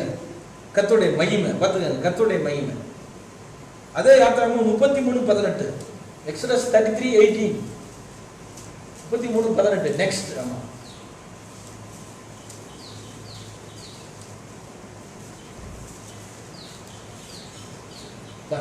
அப்பொழுது அவன் உம்முடைய மகிமையை எனக்கு காண்பித்தருளும் என்றான். and he said, I beseech thee, show me thy glory. Moses கர்த்தருடைய உம்முடைய மகிமையை எனக்கு காட்டும் என்று சொல்லி மோசே கேட்டான். அப்ப தேவன் அவருடைய மகிமையை காட்டினாரு. நீ என் முன்பாகத்தை காண மாட்டாய், ஆனால் என் பின்பாகத்தை காண்பாய். ஏன்னா அப்ப அவங்க ஆட்டுக்குட்டி ரத்தத்துல இருந்தாங்க. ஆட்டுக்குட்டி ரத்தத்துல இருந்துகிட்டு அதை பார்க்க முடியாது. தேவனுடைய மகிமை பார்த்தா செத்துருவான் மோசே. அவனை காப்பாற்றுற அளவுக்கு அந்த பவர்ஃபுல் பிளட் இல்ல. ஆனா நமக்கு இப்ப பவர்ஃபுல் பிளட் இருக்கு. தேவாட்டுக்குட்டின் ரத்தம் இருக்குது. இன்னைக்கு அவன் முன்பாகத்தை பார்க்கல, ஆனா நம்ம என்ன பார்க்கலாம்? இன்னைக்கு நீ பின்பாகத்தை பார்க்கலாம். அதே மலையில இந்த பேக் சைடு பார்த்தா ஒரு மனிதனுடைய பின்பாகம் போல இருந்துச்சான். the God's glory, Moses saw that was the back part of a man. ஒரு மனிதனுடைய பின்பாகம் போல இருந்தது. prophet said, what is that? அது என்னன்ற the theophany of the God அப்படிங்கறது. ஹalleluya. அது என்னது? தேவனுடைய ஆவிக்குரிய சரீரத்தை மோசஸ் பார்த்தானா.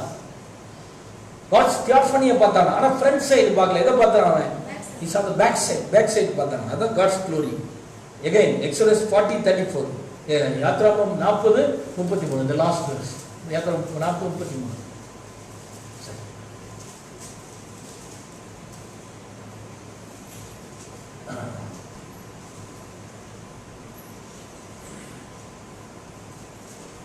40:34.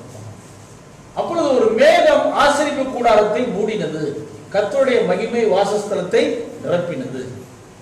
ஒரு மேகம் என்ன செஞ்சான்?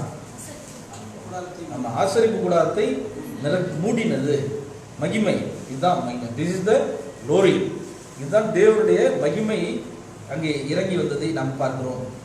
அதனால நம்ம ஃபைனலா இறுதியா நம்ம பார்க்கிறது என்னன்னா, தேவனுடைய மகிமை எப்படி வந்ததுன்னு பார்த்தோம். மலையிலே காணப்பட்ட அந்த மகிமை, மலையிலே காணப்பட்ட அந்த மகிமை இப்பொழுது எங்க இறங்கி வந்துச்சா? ஆசரிப்பு கூடாரம். இதுதான் அந்த டேபர்னக்கிள், இதுதான் ஆசரிப்பு கூடாரம். இது ஆசரிப்பு கூடாரத்துல ஒரு மேகம் வந்து அப்படியே கூடாரத்து மேல நிரப்பிச்சு, கூடாரத்தை அப்படியே நிரப்பிச்சு. அப்ப இது என்ன சொல்றாங்க? இதுதான் மகிமை. ஆமா,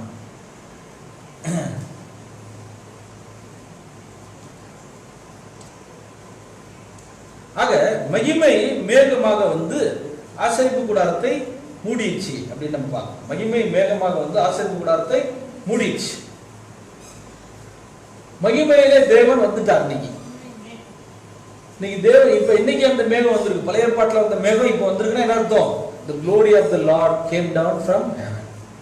தேவனுடைய மகிமை ஃபர்ஸ்ட் பிக்சர் டெஃபனி பாடி முன்னாடி வந்துச்சு. Moses saw the back part of God. தேவன் மோசே அவருடைய பின்பாகத்தை பார்த்தா, தியோஃபனி பாடியை பார்த்தாங்க. ப்ராஃபட் சொல்றார், தியோஃபனியை பார்த்தாங்க. இன்னைக்கு இந்த கிளவுட்ல என்ன வந்திருக்குது?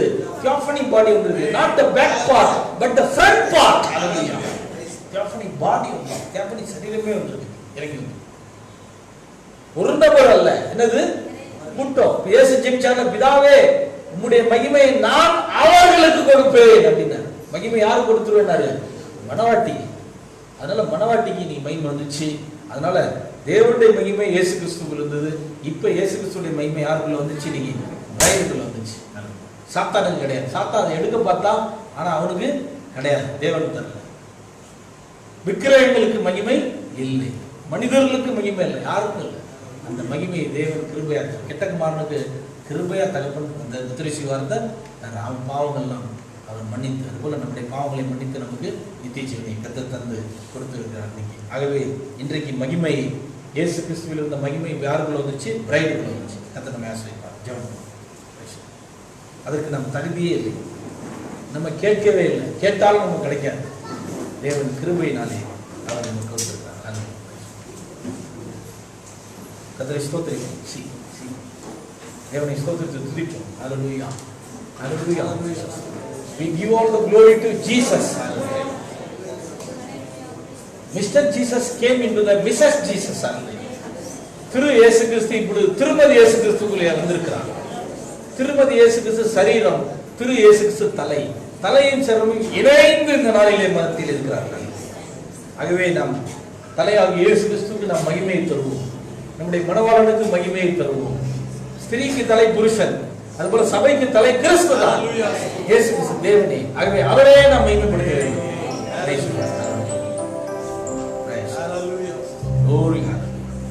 We give all the glory to Jesus and tell of His love, His wonderful love.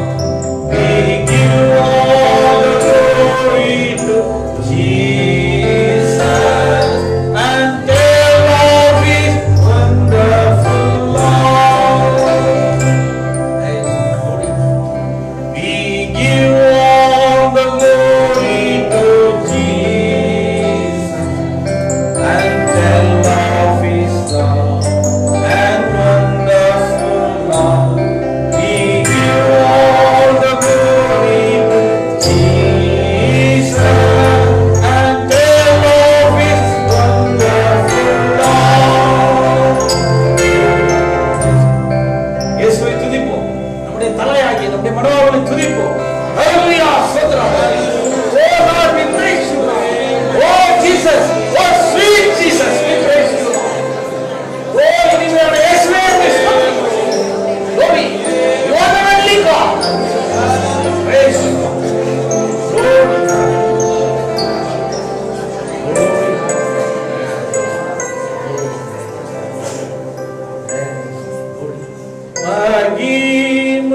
மகிமையாவும் இயேசுக்கே செலுத்திடுவோம்.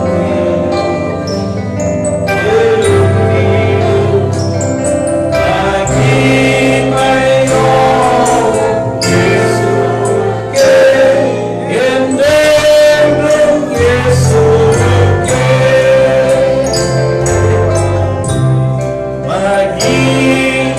மகிமையாவும் இயேசுக்கே செலுத்துவோம்.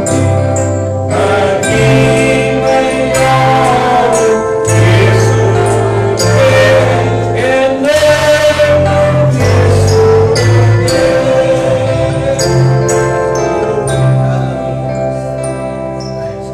என்ன நடக்குதாவே ஸ்தோத்திரம். எங்கள் இனிமையான இயேசுவே, வானத்தையும் பூமியும் படைத்த தேவனே, உம்மை ஸ்தோத்திரிக்கிறோம். ஓ, பரலோகத்திலே மிகவும் உயர்ந்த 7ஆம் பரிமாணத்திலே நீர் சிங்காசனத்திலே அமர்ந்து செராபின் மூலமே பரிசுத்தர் பரிசுத்தர் பரிசுத்தர் இருந்தவருக்கு வருகிறவரும் ஆகிய கர்த்தராகிய இயேசு கிறிஸ்து பரிசுத்தர் என்று உம்மை தொழுகிறார். அந்த மகிமையெல்லாம் நீர் விட்டு இறங்கி பூமிக்கு நீர் வந்ததற்காக உமக்கு நன்றி. ஓ, உமக்கு நன்றி. நீர் எதற்காக பூமிக்கு வந்தீர் என்பதை அந்த தேவ திட்டத்தின் ரகசியத்தை எங்களுக்கு வெளிப்படுத்தினீர். நீர் வந்ததன் நோக்கம் உங்களுடைய மகிமையை எங்களுக்கு கொடுக்கத்தக்கதாக வந்தீர். இயேசு ஜெபித்த ஜெபத்துக்கு இன்றைக்கு பதில் கிடைத்திருக்கிறது. மகிமைப்படுத்தினேன், இன்னும் மகிமைப்படுத்துவேன் என்று சொன்னேன். அந்த 2ஆம் முறை சொன்ன அந்த மகிமைப்படுத்தலை இந்த நாளிலே நீர் செய்ததற்காக உமக்கு நன்றி. Praise the Lord. Hallelujah. Glory to God. எங்களுடைய தீர்க்கதரிசி சொல்லுகிறார், இயேசு கிறிஸ்துக்கு அவர் நாசரேத்திலே பெற்ற வெற்றியை விட அவர் ஜெபர்சன்விலே கூடுதலான வெற்றியை அவர் பெற்றிருக்கிறார். நான் அல்ல, அவர் பெற்றிருக்கிறார். அந்த வெற்றி அவருக்கு, இயேசு கிறிஸ்துவுக்கு என்று சொல்லி அவைகளெல்லாம் இரண்டாம் இழுப்பாக இருக்கிறது. This is all the second pull. Now we are at the third pull. இப்போ நாங்கள் மூன்றாம் இழுப்பில் இருக்கிறோம். மனவாட்டியை மகிமைப்படுத்துகிறீர் ஆண்டவரே. glory hallelujah. அவர்கள் சரீரம் மர்வமாகும்படி செய்கிறீர். glory hallelujah. தேவனுடைய ஸ்தானத்தை வரக்கூடிய வருங்கால உலகத்திலே தேவனுடைய ஸ்தானத்தை ஒரு கூட்டம் மக்களுக்கு நீர் கொடுக்கிறீர் ஆண்டவரே. அவர்கள் உலகத்தோடு முன்குறிக்கப்பட்டவர்கள், உங்களுடைய சரீரத்தில் சரீரமாய் இருக்கிறவர்கள். அவர்கள் கர்த்தராகிய இயேசு கிறிஸ்துவின் மனவாட்டி. அவர்கள் வேறு யாரும் அல்ல. வேறு யாரா இருந்தால் என் மகிமையை வேறொருவருக்கு தரமாட்டேன் என்று சொல்வார். மனவாட்டி வேறு யாரும் அல்ல, கிறிஸ்துவினுடைய சொந்த சரீரமாக இருக்கிறார். கிறிஸ்துவுக்கு கொடுக்கப்பட்ட அந்த மகிமை இப்பொழுது மனவாட்டி வந்திருக்கிறார். தேவன் எவ்வளவு பெரிய காரியத்தை செய்தார். அதற்கு தகுதியற்ற எங்களை தகுதிப்படுத்த ஆண்டவரே, இதை காணும் போது நாங்கள் பயபக்தியோடு உடைய வார்த்தை அணுக நீங்கள் உதவி செய்ய, எங்களை சரிப்படுத்திக் கொள்ள, எங்களை மேம்படுத்திக் கொள்ள உதவி செய்ய ஆண்டவரே. தொடர்ந்து நாங்கள் முன்னேறி கொண்டிருக்க உதவி செய்யும். தொடர்ந்து வார்த்தையிலே சென்று கொண்டிருக்க உதவி செய்யும். வார்த்தை விட்டு விலகாமல் காத்துக்கிறோம் ஆண்டவரே. நாங்கள் எல்லாரும் எங்களோடு இணைத்துக் கொள்கிறோம். எல்லாரையும் நாங்கள் நேசிக்கிறோம். காரணம் என்ன? இன்றைக்கு இல்லாவிட்டால் என்றைக்காவது ஒருவர்கள் மாறுவார்கள் என்று இன்றைக்காக ஒரு நாள் நாங்கள் மாறுவோம், ஜெயிப்போம் என்ற அந்த நோக்கத்தில் தான் அதை செய்கிறோம். அந்த நல்ல நோக்கத்தில் தான் செய்கிறோம். எங்களுடைய நல்ல நோக்கம் நிறைவேற தேவன் உதவி செய்யும். ஆகவே நாங்கள் எல்லாரும் சேர்ந்து நாங்கள் தேவனுடைய வார்த்தையில் நடக்க பிரியப்படுகிறோம். உங்களுடைய கனத்தை மகிமையை செலுத்த உதவி செய்யும். மனிதர்களுக்குரிய மரியாதை நாங்கள் செய்ய, தேவனை வணங்க எங்களுக்கு உதவி செய்யும். தேவனுடைய வார்த்தை எங்களை மாற்ற வேண்டுமாய் ஜெபிக்கிறேன். எந்த மனிதர்களோ எந்த நபரோ யாரும் மாற்ற வேண்டாம். செய்தி வார்த்தை படிக்கும்போது, பைபிள் படிக்கும்போது, செய்தியை படிக்கும்போது அது அவர்களை மாற்றும் என்று அறிவோம். சத்தியம் உங்களை விடுதலையாக்கும். தேவனுடைய வார்த்தை எங்கள் எல்லாரையும் ஆசீர்வாதம். இந்த காலை வேலை ஜெபிக்கிறோம். இந்த வேலை ஜெபித்த காரியங்களுக்கு அதில் ஆசீர்வாதம் நடக்கும். நாங்கள் ஒன்றுமில்லை, குப்பையாக இருக்கிறோம். தகுதியற்ற எங்களுக்கு நீர் செய்த மேன்மைகளுக்காக முன்னேறி செல்ல உதவி செய்யும். இந்த வாரம் முழுவதும் காக்கும். எல்லாரையும் ஆசீர்வாதம். இயேசுவின் நாமத்தில்